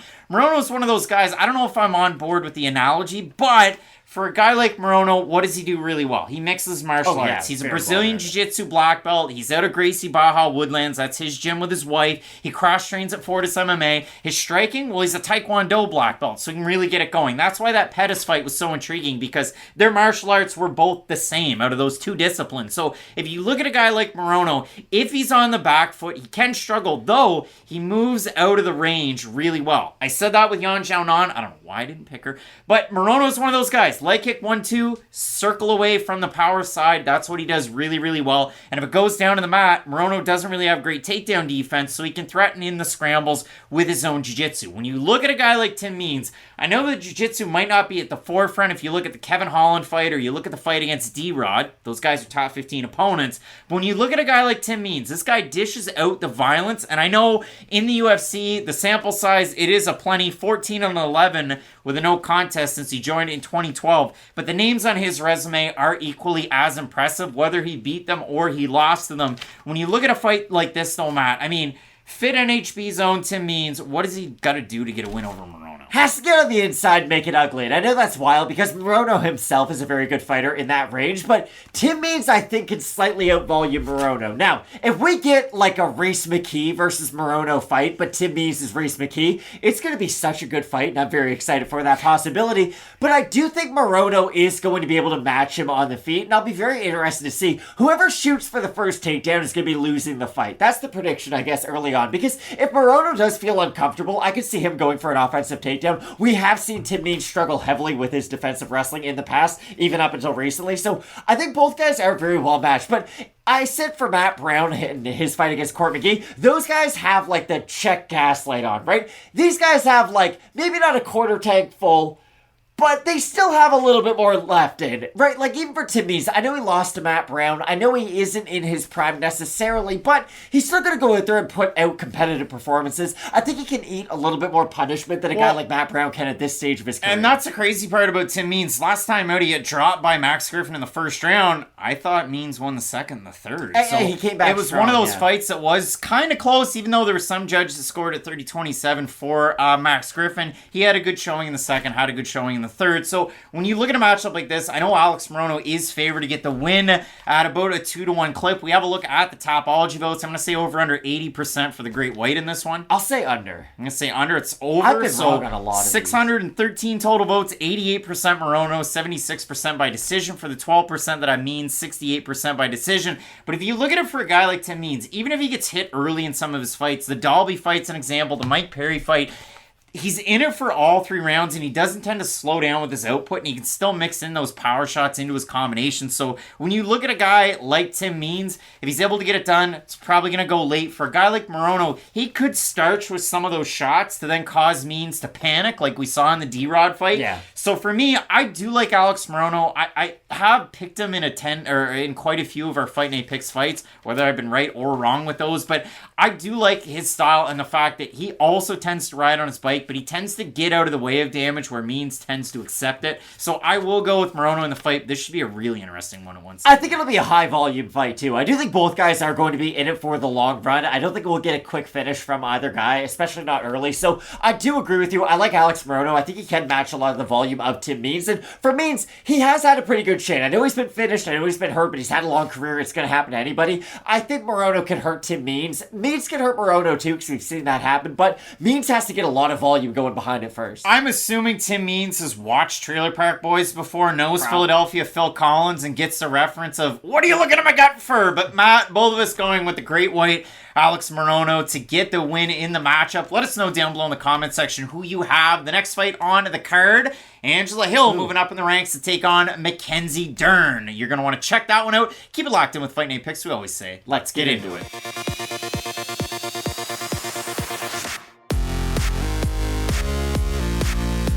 Some clash of styles matchup coming up this weekend. Angela Hill going up the rankings once more when she challenges Mackenzie Dern. When you look at it for Hill, she was on a 1-5 skid, but she looked great to finish off 2022. Win over Lupe Godinez, her last time out, completely out-volumed Emily Ducati on the outside, and now all of a sudden a familiar type of opponent in Mackenzie Dern. I know both of these women have fought Vina Jandiroba. One of them won, one of them lost, so MMA math says, and there are some common opponents between them. But when you look at somebody like Angela Hill, who had Muay Thai as the base, one pro fight before she ended up on The Ultimate Fighter, ultimately losing to Carla Esparza, a tricky run early, the Invicta Championship, and then the regrowth back into the UFC. You look at somebody in Angela Hill, you know that Muay Thai and that outside game is going to be at the forefront. The takedown defense is there in some fights, It's not in others.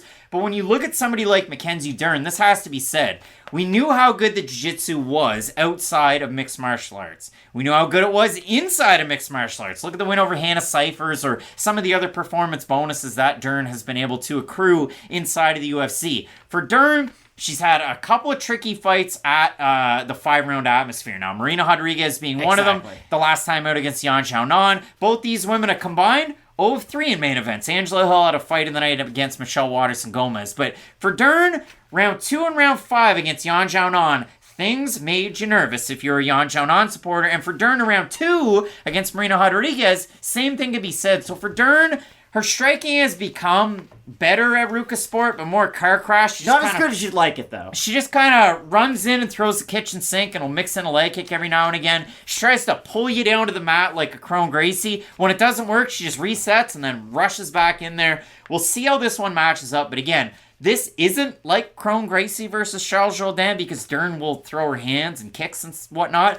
And when you look at somebody like Angela Hill, again, when she fights a lot of these grapplers, she struggled trying to keep Vina Jandiroba off of her, but she will throw a wide base like she did against Lupe Godinez, get a lot of 1-2 motion in there, mix in some of those tinies if it does go to a clinch. Hill's got all the weapons, but again, this is a tricky fight for both women. Is Mackenzie Dern a contender or a pretender? That's really what this fight comes down to, because if she loses to Angela Hill, I at least find it very difficult to see how she gets back up to the top of the division. Like, Angela Hill, it is kind of wild. We've seen her whole MMA career really in the UFC and in Invicta, of course, but it's readily available. It has been right there. A lot of us have just kind of watched her grow up before our very eyes. And like you have said, Angela Hill has all of the skills on the in-betweens to win this fight, but that's why I hate picking fights for specialists, right? Because Mackenzie Dern is going to win every moment on the mat. And we kind of said this before we started filming, right? Crone Gracie didn't look great against Charles Jourdain. But we still held our breath when he pulled guard and had Jourdain on top of him, right? Listen, yeah, people are going to laugh about it after the fact. We talked about this before we started taping You're any of it. You're nervous when they're that good. I was nervous the whole time that fight. Exactly, because that's how good these specialists are in their respective field. And for Mackenzie Dern, she does have a very similar background to a fighter like Crone Gracie. Everything you do on the mat with Mackenzie Dern, the floor is lava. Again, it's like playing grounders. You got to make sure you're not shifting around in those rocks to playground. But for Dern, I think she is going to win every single moment on the mat. Even if Angela Hill's on top of her, at least in my mind, those moments are still going to be contributing towards the Angela Hill fight. Or sorry, towards the Mackenzie Dern win. I remember what Gracie, who's Brian Ortega's coach, had said to him. Henner, thank you. He said, we learn on every touch. And I think that's a really good point to make, right? Because you're not always going to get the submission, right? You're going to get a close guillotine, then they might get out of it. You might get a sweep, then they might get out of it. But you're going to learn a little bit more on all those opportunities. I think Mackenzie Dern is going to have a similar game plan. Even if she's pulling for guard and it looks really bad, if they're grappling, it still does favor her in the long run. What are you giggling at, Craig? Do we learn on every touch? That's the most inappropriate thing you've ever said. Gracie said it, not me. You repeated it. When you look at a matchup like this for Hill, her last time out, again, if you're going to go out there and outland somebody 182-71 who's a pure striker, that's really impressive. For Hill, when she took on Loma Lookmanmi, I said she was going to have better Muay Thai, and everybody ripped me apart. But Angela Hill was able to pull it out in that matchup. When you look at Angela Hill in these fights, think about the fight that she had against Claudia Gadelha. And when they got in close, when they were boxing, Hill landed that really crisp right hand that dropped Gadelia. Gadelia welcomed her to the mat. The coach was like, no, don't do it. And Claudia then she was past her prime, to be She fair. welcomed her back up to stand, and Angela Hill was an underdog in that matchup, so I don't know if calling her over the hill was necessarily due. I think that was a low blow. Claudia was not great at that point in her career. But when you look at a fight like this, Matt, for Angela Hill, I mean, training out of Alliance MMA or Jiu-Jitsu, you know some of the fighters that are going to be there. And obviously Dominic Cruz represented that gym, but you go to Hill's Instagram, you see Jessica Penne over there, but you also see 2017 IBJJF absolute champ, and she's not that big. It's Jenna Bishop, and she's over with Bellator now. She's undefeated, was getting it done with LFA before she went over to Bellator. She is somebody to watch in MMA, is Jenna Bishop. There's also other good fighters there. I want to give them credit where it's due. Tiffany Van Soest, who's a Glory champ, as well as one Nicole Aguirre. She just had her first fight. But when you look at a fight like this, yes, you're right. I mean, it's specialist versus a Muay Thai fighter with not the greatest takedown defense in the world in Angela Hill. And I say not that great. It actually, percentage-wise, is 77% in 22 UFC fights for Angela Hill. So it has been tested as it will be against a striker. But when you look at the matchup, Matt, Mackenzie Dern, much younger. Angela Hill, earlier on in January, turned 38. Though she is a spry 38 for having this much experience. Dern is favored at almost a 2-1 clip. We have a look at the total votes over on Topology. Surprise us there to you. I think it's going to be wild. I'm going to say over under 80% Dern. Under. I think it's going to be under. It's slightly over. 703 total votes, 83% Dern, 35% by decision, 58% by submission. For the 17% that have Hill, 95% by decision. And that's where the common opponent thing comes into play, because Dern beat Marcos and Jan Jidoba, and Hill lost to both, and she got submitted against Randa Marcos. So when you look at a matchup like this, Matt, again, a lot of former common opponents are at play. Does Mackenzie Dern, with this added skill set, tool set now that she has at Aruka Sport, will she beat Angela Hill here? I'm picking Mackenzie Dern, but let me throw up enough red flags to say why you probably shouldn't. Mackenzie Dern's striking got better when she went to Ruka Sport. Immediately when she did, it got better. Has it improved a lot since then, though, is my big issue. I think it did make a leap when she initially did join Jason Perillo, but I just feel like she kind of molded into a better boxer and hasn't made a ton of improvements since then. With that being said, I do think those improvements and the aggressiveness of her game is going to crash the distance, get rid of some of the volume striking that Angela Hill is very well known for, and it will help Mackenzie Dern get this fight to the mat. Now, if Angela Hill wins this fight 30-27, come at me, okay? I deserve all the boo birds out there, but I'm going to pick Mackenzie Dern. Again, when she's able to get it to where she is able to specialize, I do favor her in a lot of those moments, and that's why I have to pick Dern. To me, I went back and watched the fight that Dern, well, I watched quite a few, but the one that I really looked at for this fight was her second to last fight. It wasn't a loss to Yeon Xiaonan. It was a win that she had over Tisha Torres. And in my mind's eye, I thought, geez, Dern, we talk about the striking, we talk about how she's able to win that one, and the judges thought it was very convincing.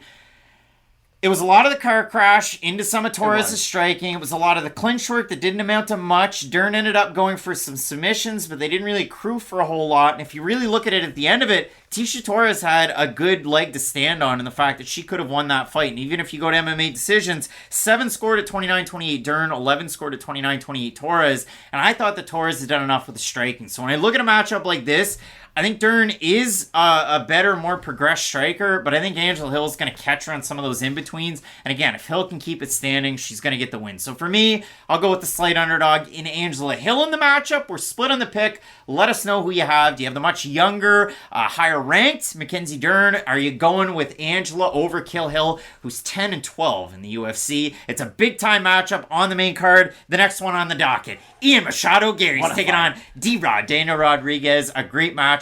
UFC on ABC, number 4. Some big-time fights. You're going to want to keep it locked in with Fight Night Picks. We always say, let's get into it.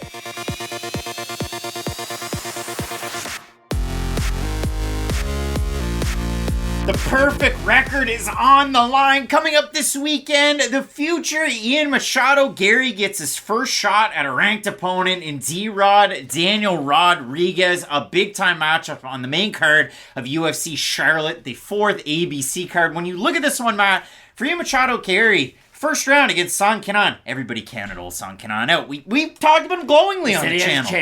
And in the first round, he stunned Ian Machado Garry, dropped him down to the mat, and it was looking like it was all going to be sunken on. Second round, the rally back from Garry, and then in the third round, Garry was able to go out there and finish Sung Kenan. So a very impressive kind of come from behind, if you will, type of win for Ian Machado Garry. But listen, he's taking on Daniel Rodriguez, and if we know anything, he's got a little bit of another thing coming. You could say that he's going to be in the face of a hurricane west wind, if I can quote one Canadian legend.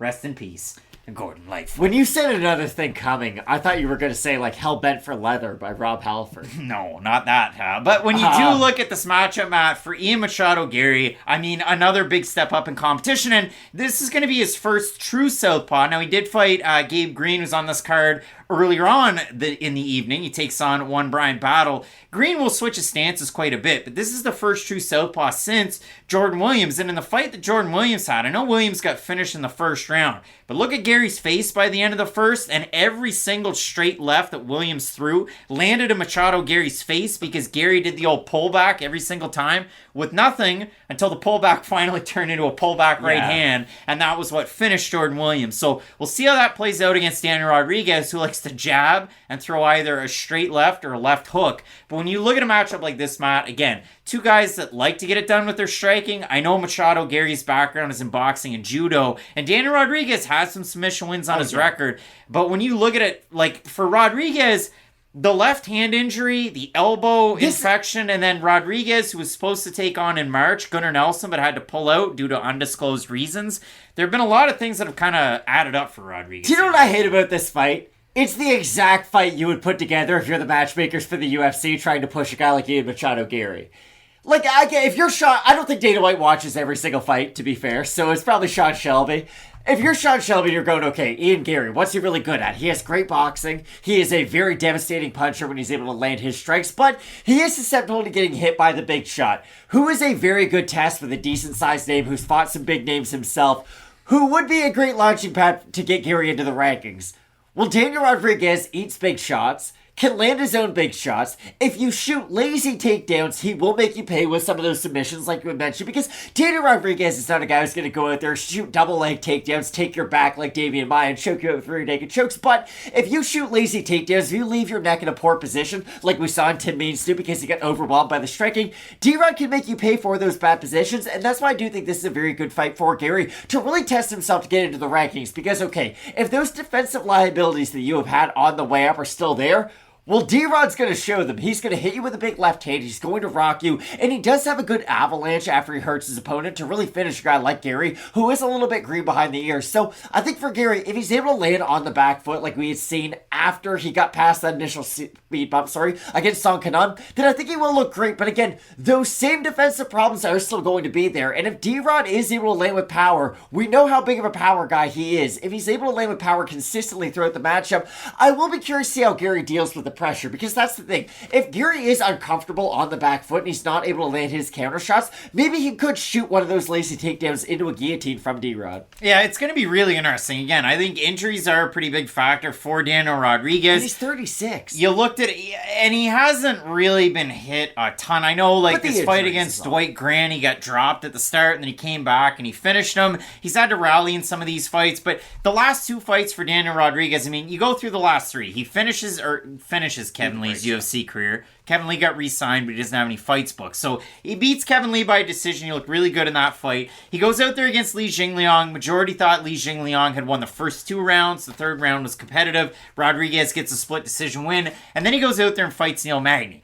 The big shots that landed for Daniel Rodriguez amounted to quite a bit against Magny. They didn't, force him back way too much, but Rodriguez, late in that fight, grappled a little bit. That's what ended up getting him down to the mat and got him submitted against Magny. So, tricky stuff there. We'll see how Rodriguez comes into a matchup like this. Again, he was due Gunnar Nelson. Nelson ended up getting the short notice matchup against the aforementioned Bryan Barberena and ended up finishing him hit on the mat. But when you look at it for a guy like Daniel Rodriguez, what does he do really well? Paws the jab out there, doesn't throw a ton of leg kicks, throws his left hand as either a hook or he throws it straight down the middle. All shots that land against Ian Machado Garry. Machado Garry is a little bit more likely to land a leg kick in the matchup, but again, the southpaw nature of a guy like Daniel Rodriguez could and has caused Ian Garry problems in the past. So you look at the odds in this one, Machado Garry goes from being a minus 720 against Song Kanan, who was coming off a 2-year layoff, to a minus 240, 250. Rodriguez in the comeback, a plus 200. You have a look at the Tapology votes. Surprise us there to you. I'm going to say over under 80% Machado Garry. I think they'll be over. Think they're going to be over? They're I've under. been terrible at this, Craig. 678 total votes, 73% Machado Garry, 76% by decision for the 27% that have Rodriguez, 60% by decision, and 32% by knockout. Before I did my tape study, was going to pick Daniel Rodriguez. Just like flip a coin, I was going to go with Daniel Rodriguez because in my mind's eye, again, it was watching Machado Garry having so many issues with southpaws, with leaving his hands down, with pulling back and not kind of landing that right hand until he did against Jordan Williams. But for Rodriguez in the last 2 fights, I know he had that switch up on a day's notice against Li Jingliang. He got tagged a lot. I thought that Rodriguez held his hands up quite a bit more in some of his fights. He will in the first round, but then after that, they're kind of chopper stance like Carlos Ulberg in some of his fights. They get low, like Blood Diamond holds his hands really low when he wants to strike. Rodriguez will do that a little bit, and Rodriguez can get hit in the pocket in some of these exchanges. Would I be surprised if Daniel Rodriguez won? Not at all. Not at all. But for me, I will go with Machado Garry landing a little bit more, but we will see in this one. I think it's going to be a really gritty fight while it lasts. I think it will. My big problem with picking D-Rod is the thing that should give him the most success is also going to make him most liable of getting hit. And if he is opening himself up a lot, we have seen Garry land really crisp shots on the back foot. I know he is. I worry every single time he backs up, honestly. He backs up with his chin straight up against the fence. You don't really love his posture against it. So again, D-Rod has all the skills to win this fight, but I do find myself picking Garry. Both of us going with the future Ian Machado Garry. If you're a Daniel Rodriguez fan, and I know there's a lot of them out there with Fight Night picks, let us know down below in the comments section who you have. Matt, we talk about big-time matchups on this card. There's a few left, and you're not going to want to miss them. Keep locked in with Fight Night Picks, we always say. Let's get into it.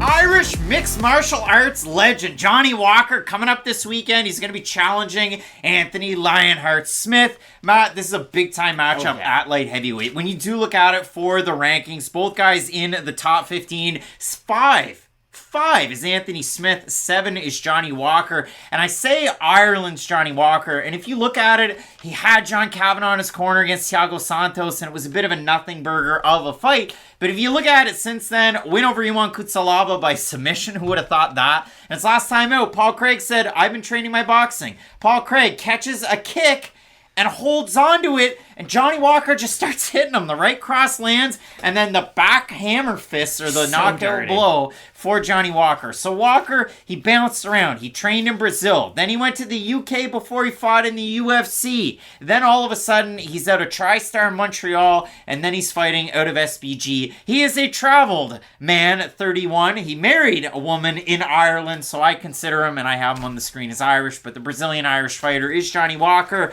He's going to be taking on a tough test in Anthony Smith, and Smith's last win was back in 2021. It was a main event slot against Ryan Spann. Ryan Spann picked him up, walked him across the cage, and Spann landed a good shot to start the fight, but then Spann started to hit what I'm going to call the Smith wall. And Matt, the Smith wall in that fight wasn't that. It was actually Smith landing like Johnny Walker. He was just winging punches, and when they started to land against Spann hit Beach Street, and that's where Smith was able to take over. Smith finishes him on the ground. Then he gets up, and then he says something to the effect of, where's my respect? And they had words, just like Merab Dvalishvili had with Sean O'Malley, UFC 288. He took that coat, though. But nobody took the Michael Jackson jacket. So when you look at a fight like this, Matt, for Anthony Smith, there's even certain fights, like his fight against Alexander Gustafsson, where he looks good early on, Gustafsson rallies with the striking, and even in the 4th round of the fight that he had against Gustafsson, which was in Sweden, John Gooden's saying that, Alexander Gustafsson, he has playful striking. And then all of a sudden, Anthony Smith's going out there, taking it down to the mat, getting the submission, and putting him out. So Smith's one of those guys that he's kind of like a Swiss Army knife. He has good striking. He has striking defense. These guys are complete opposites. That's the thing. It. Like, Anthony Smith is just steady, right? He throws a lot of volume, he's going to be in your face, and he's willing to eat a shot to give his own shot, and he realizes that, hey, his numbers are going to be a lot higher than the majority of people's numbers for both of those, right? Like, he's going to get hit by a lot of clean shots, but you know what the other side of that is? You're going to eat a lot if you fight Anthony Smith, but for Johnny Walker, what does he do? That big burst, and then we'll see quite a bit of nothing. Like, the Thiago Santos fight was terrible. I have to say that. That's one of the worst fights you'll ever see, because Johnny Walker does struggle with guys who kind of out-athleticism him, and that's a weird thing to say, because Walker is a wild athlete. You see the burst that he's able to have, the flying knees, the spinning back fists. He is a plus athlete, but when guys do have a kind of that extra gear to them, when they're able to take him down, when they're able to outpower him, they can have success, and that's why I have a hard time with this fight, because if Smith is in his face, using dirty boxing, throwing the elbows, Anthony Smith could win 30-27 without a doubt, and I think he could look a lot like he did in that Jimmy Crute fight. Remember how good he looked in the Crute fight? I know it ended via injury, and that might take away a little bit from the performance, but he was landing the jab, the leg kick. He was doing a really composed performance up until that point, but on the flip side, Johnny Walker's flying knee against Misha Cirkunov could easily land against Anthony Smith. Like, Anthony Smith is a little bit stiff with some of his defensive movements, and if he does get caught up against the cage, like what I thought the Smith wall was, if he gets caught like this, Johnny Walker is going to unload on him is the one thing that I do worry about. And we've seen Smith do that, the fight that we reference all the time. Main event, UFC Moncton against Volkan Oezdemir. But a lot of them, Jones? Yeah, he withstood all the big pressure, and then all of a sudden he was able to unleash his shots, get it down to the mat, and get the submission win over Oezdemir. If you look at it for Johnny Walker, again, are we bringing all of the MMA together? And if you look at it for Walker, another camp out of SBG. He's won 2 straight. He's finished 2 straight. He gets them done quick. And that's the thing for Walker. He's 6-4 in the UFC, but he has so many first-round finish wins. And that is kind of the scary proposition when you're fighting a guy like Johnny Walker. And some of these fights, he will wait on the outside. He'll switch his stance. He'll throw a couple of leg kicks out there to feel it. And if you've ever watched an Anthony Smith fight, with the exception of the Crute one, he gets kicked in the leg a lot, and his knees blow up like balloons. So for Anthony Smith, he can struggle against the leg kicks. The move up to 205, definitely a great one for him in his career, because for Smith, the last time he got finished in a first round was 2013 in his UFC pit stop against Antonio Braga Nieto. He got finished in the first round there, then he fought with VFC, and he fought with, what else, Bellator. He went all over the place, but that was the last time he got finished in a first round fight years and years and years ago. In a first round, he has been finished enough, though, to where I do think it is a concern, though. That's all I'm going to say. I know in a first round it hasn't happened in a while. Yeah, but one guy gets a ton of first round finishes there, Big Rig. I know, no. My whole point is, though, for Anthony Smith, you're concerned about him eating a lot of those big shots from Johnny Walker is my own point. I don't know why he gets so defensive. It's just, for Walker, he has that big burst. I know he has a lot of first-round finishes, but since he isn't all that active, I don't think he is going to completely lose himself in that third round. I still think those bursts are going to be there, and that's why Smith has to be very consistent throughout this fight. I still think he can take his foot off the gas throughout a lot of this, because if he does, that's going to give Walker the chance to kind of re-energize himself and land that big burst. And Smith, that tricky Brazilian Jiu-Jitsu black belt, you know he's got that in his back pocket. You've seen that from some of these submission wins that we mentioned in the past. The John Jones fight, could have won the title with that illegal knee, but it didn't happen. So for Smith, the other thing about title shots, Smith, you'll see it on Topology, you'll see it on Wikipedia. In March, he was due to take on Jamal Hill. But don't get it twisted. He was supposed to take on Jamal Hill, and that would have been just the fight. That could have been a number 1 contenders fight.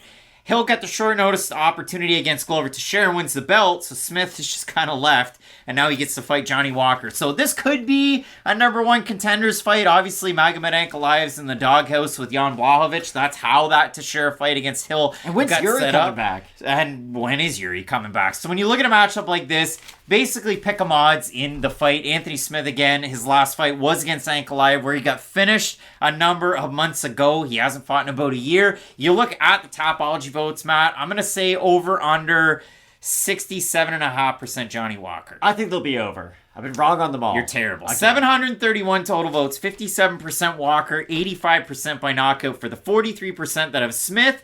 You got 29% by decision, 28% by submission, 39% by knockout. So they might not be perfect math there on Topology, but the fans ever so slightly have Walker. Who do you have in the matchup?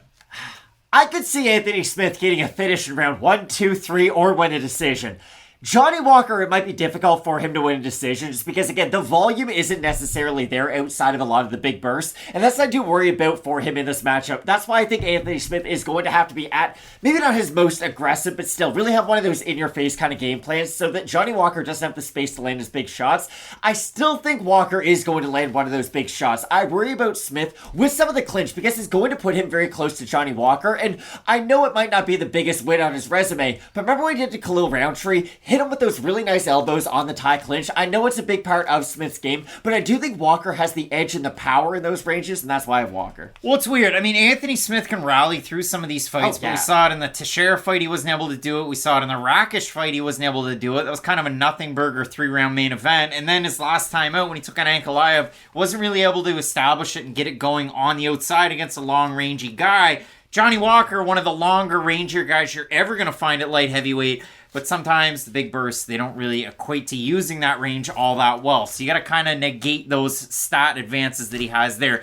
I like Walker with some of the big advantages, some of those big bursts, but this is a really tricky fight. So we want to hear from you down below in the comment section. Both of us going with the Irish-Brazilian, Johnny Walker, to get the win in the fight. The main event, it's Rozenstruik taking on Almeida. You are not going to want to miss it. Keep it locked in with Fight Night Picks, we always say. Let's get into it.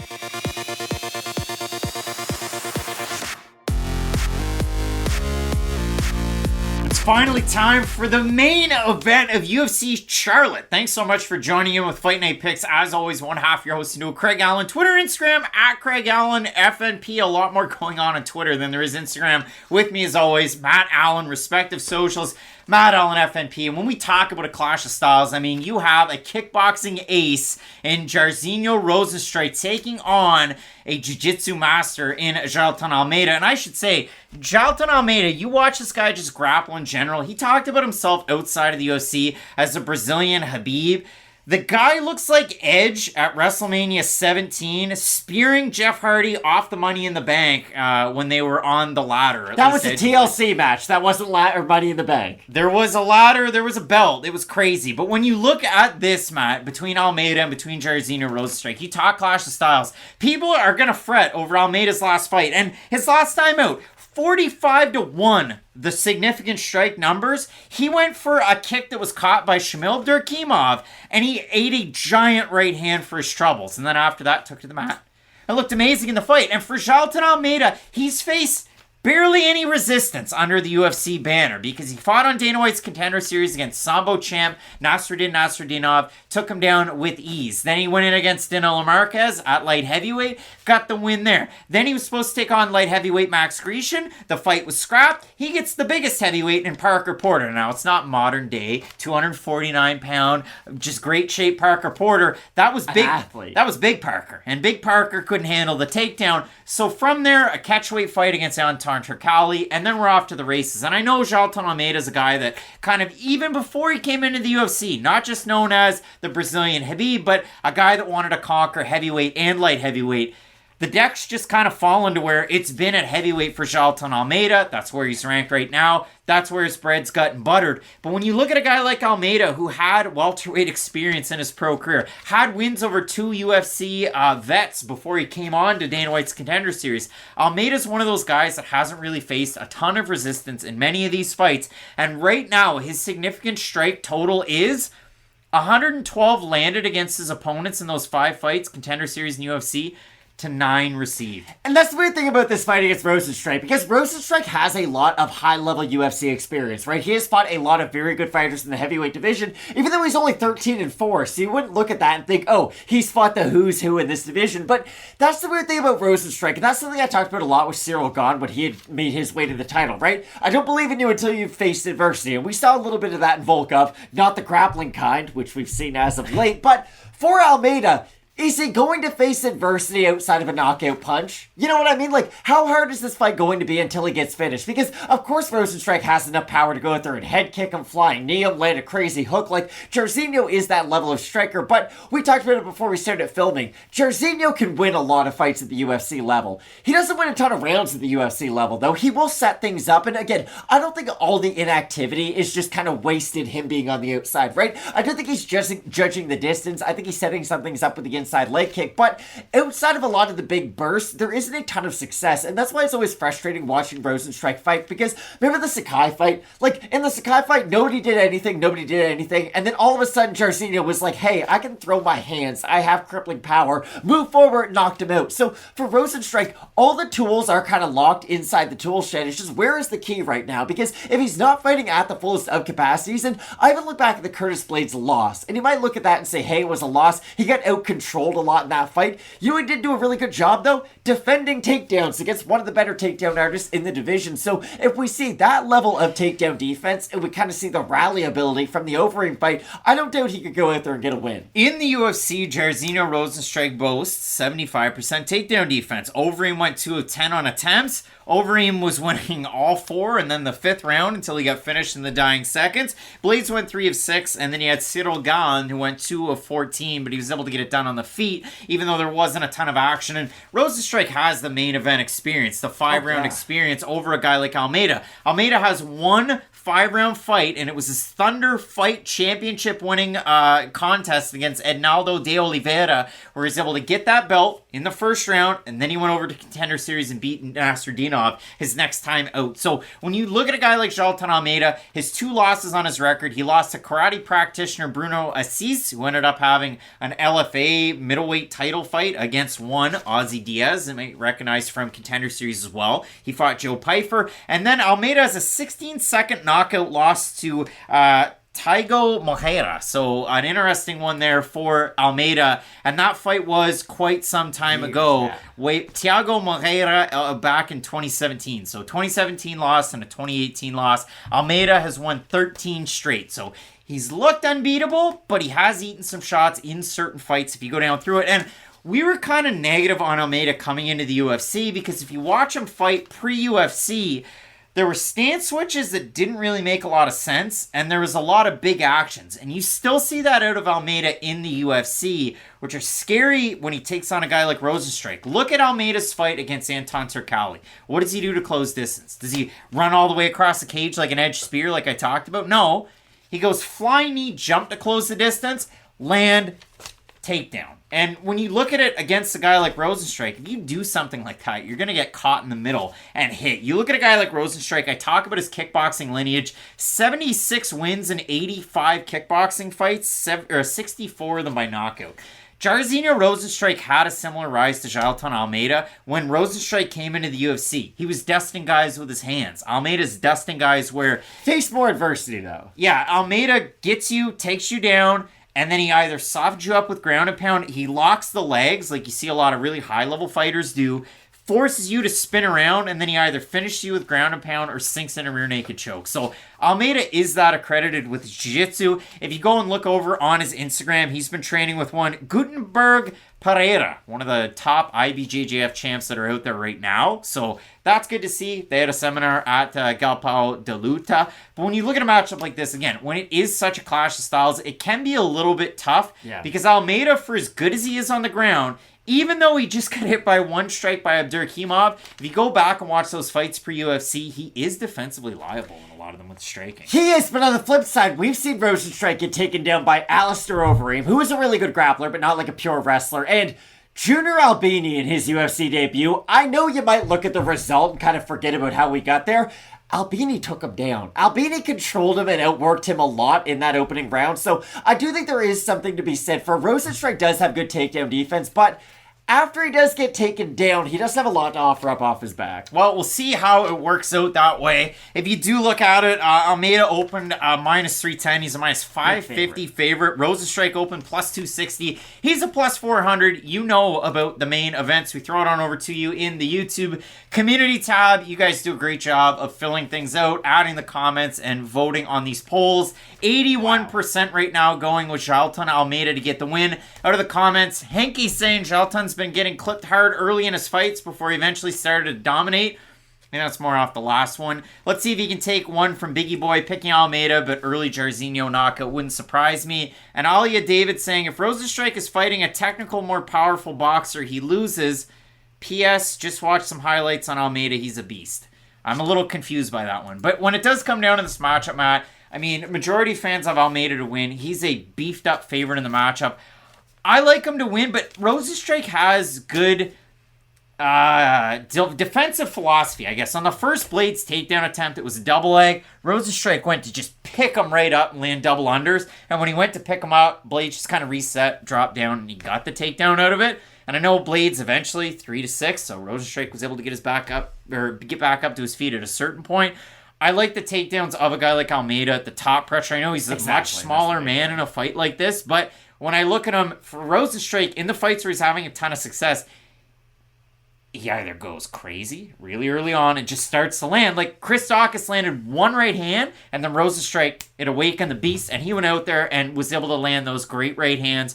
Wobble Daukaus once, drop Daukaus, and it was over. When you look at a guy like Rozenstruik, once he starts to just flip that switch, he looks amazing. And Almeida, with the stance switches and defensive liabilities on the outside, Rozenstruik could capitalize, but I do like Almeida in the fight. I just think for Jairzinho, he could defend 8 takedown attempts. If he gives up 1, I could see him getting finished. I really do think Almeida has that big of an advantage from a top position standpoint because he does have phenomenal ground and pound, and it does open up a lot of submissions. And again, Rozenstruik has good takedown defense. I'm not saying he doesn't at all. It's the defensive grappling once he does get into more of those elongated situations. He's not great at getting back up to his feet. He doesn't have a lot of submissions off his back. And again, Almeida, he might not be a one. You know what? He is kind of a 1-of-1 in the heavyweight division. There's no one who really fights like him. He is undersized, so it will be interesting to see if that lack of physicality will come back to bite him. But for being a guy who's only 230, he looks so physically strong in there that I really do think it's going to give him the edge in the matchup. And that's why I have Almeida. Both of us going with Jailton Almeida in a big-time action-packed main event. A big card coming at you from Charlotte. There's only one hometown guy coming up this weekend. That's Bryan Battle, who's taking on gifted Gabe Green. Couple possible fight of the nights. The Dirty Bird taking on Alex Morono. You also have Matt Brown and Court McGee 2 hours before the prelims. Because if you remember, it's an ABC card, so it's early. So Question Mark Kicks is early on Saturday. Make sure you set your clocks to that one. We'll have the link out there more than likely on Friday, so you can subscribe. You know when we go live. If you toss a like, it is very much appreciated. Coming off a big weekend of UFC 288, we heard the Boo Birds with the Bilal Muhammad pick. He was able to win out there. A big and still for Aljamain Sterling in the main event. A great card there. This is one of the bigger fight nights that we've had so far this year, too. Great so fight night card. One to really look forward to. You are going to want to keep it locked in with Fight Night Picks. We always say, let's get into it.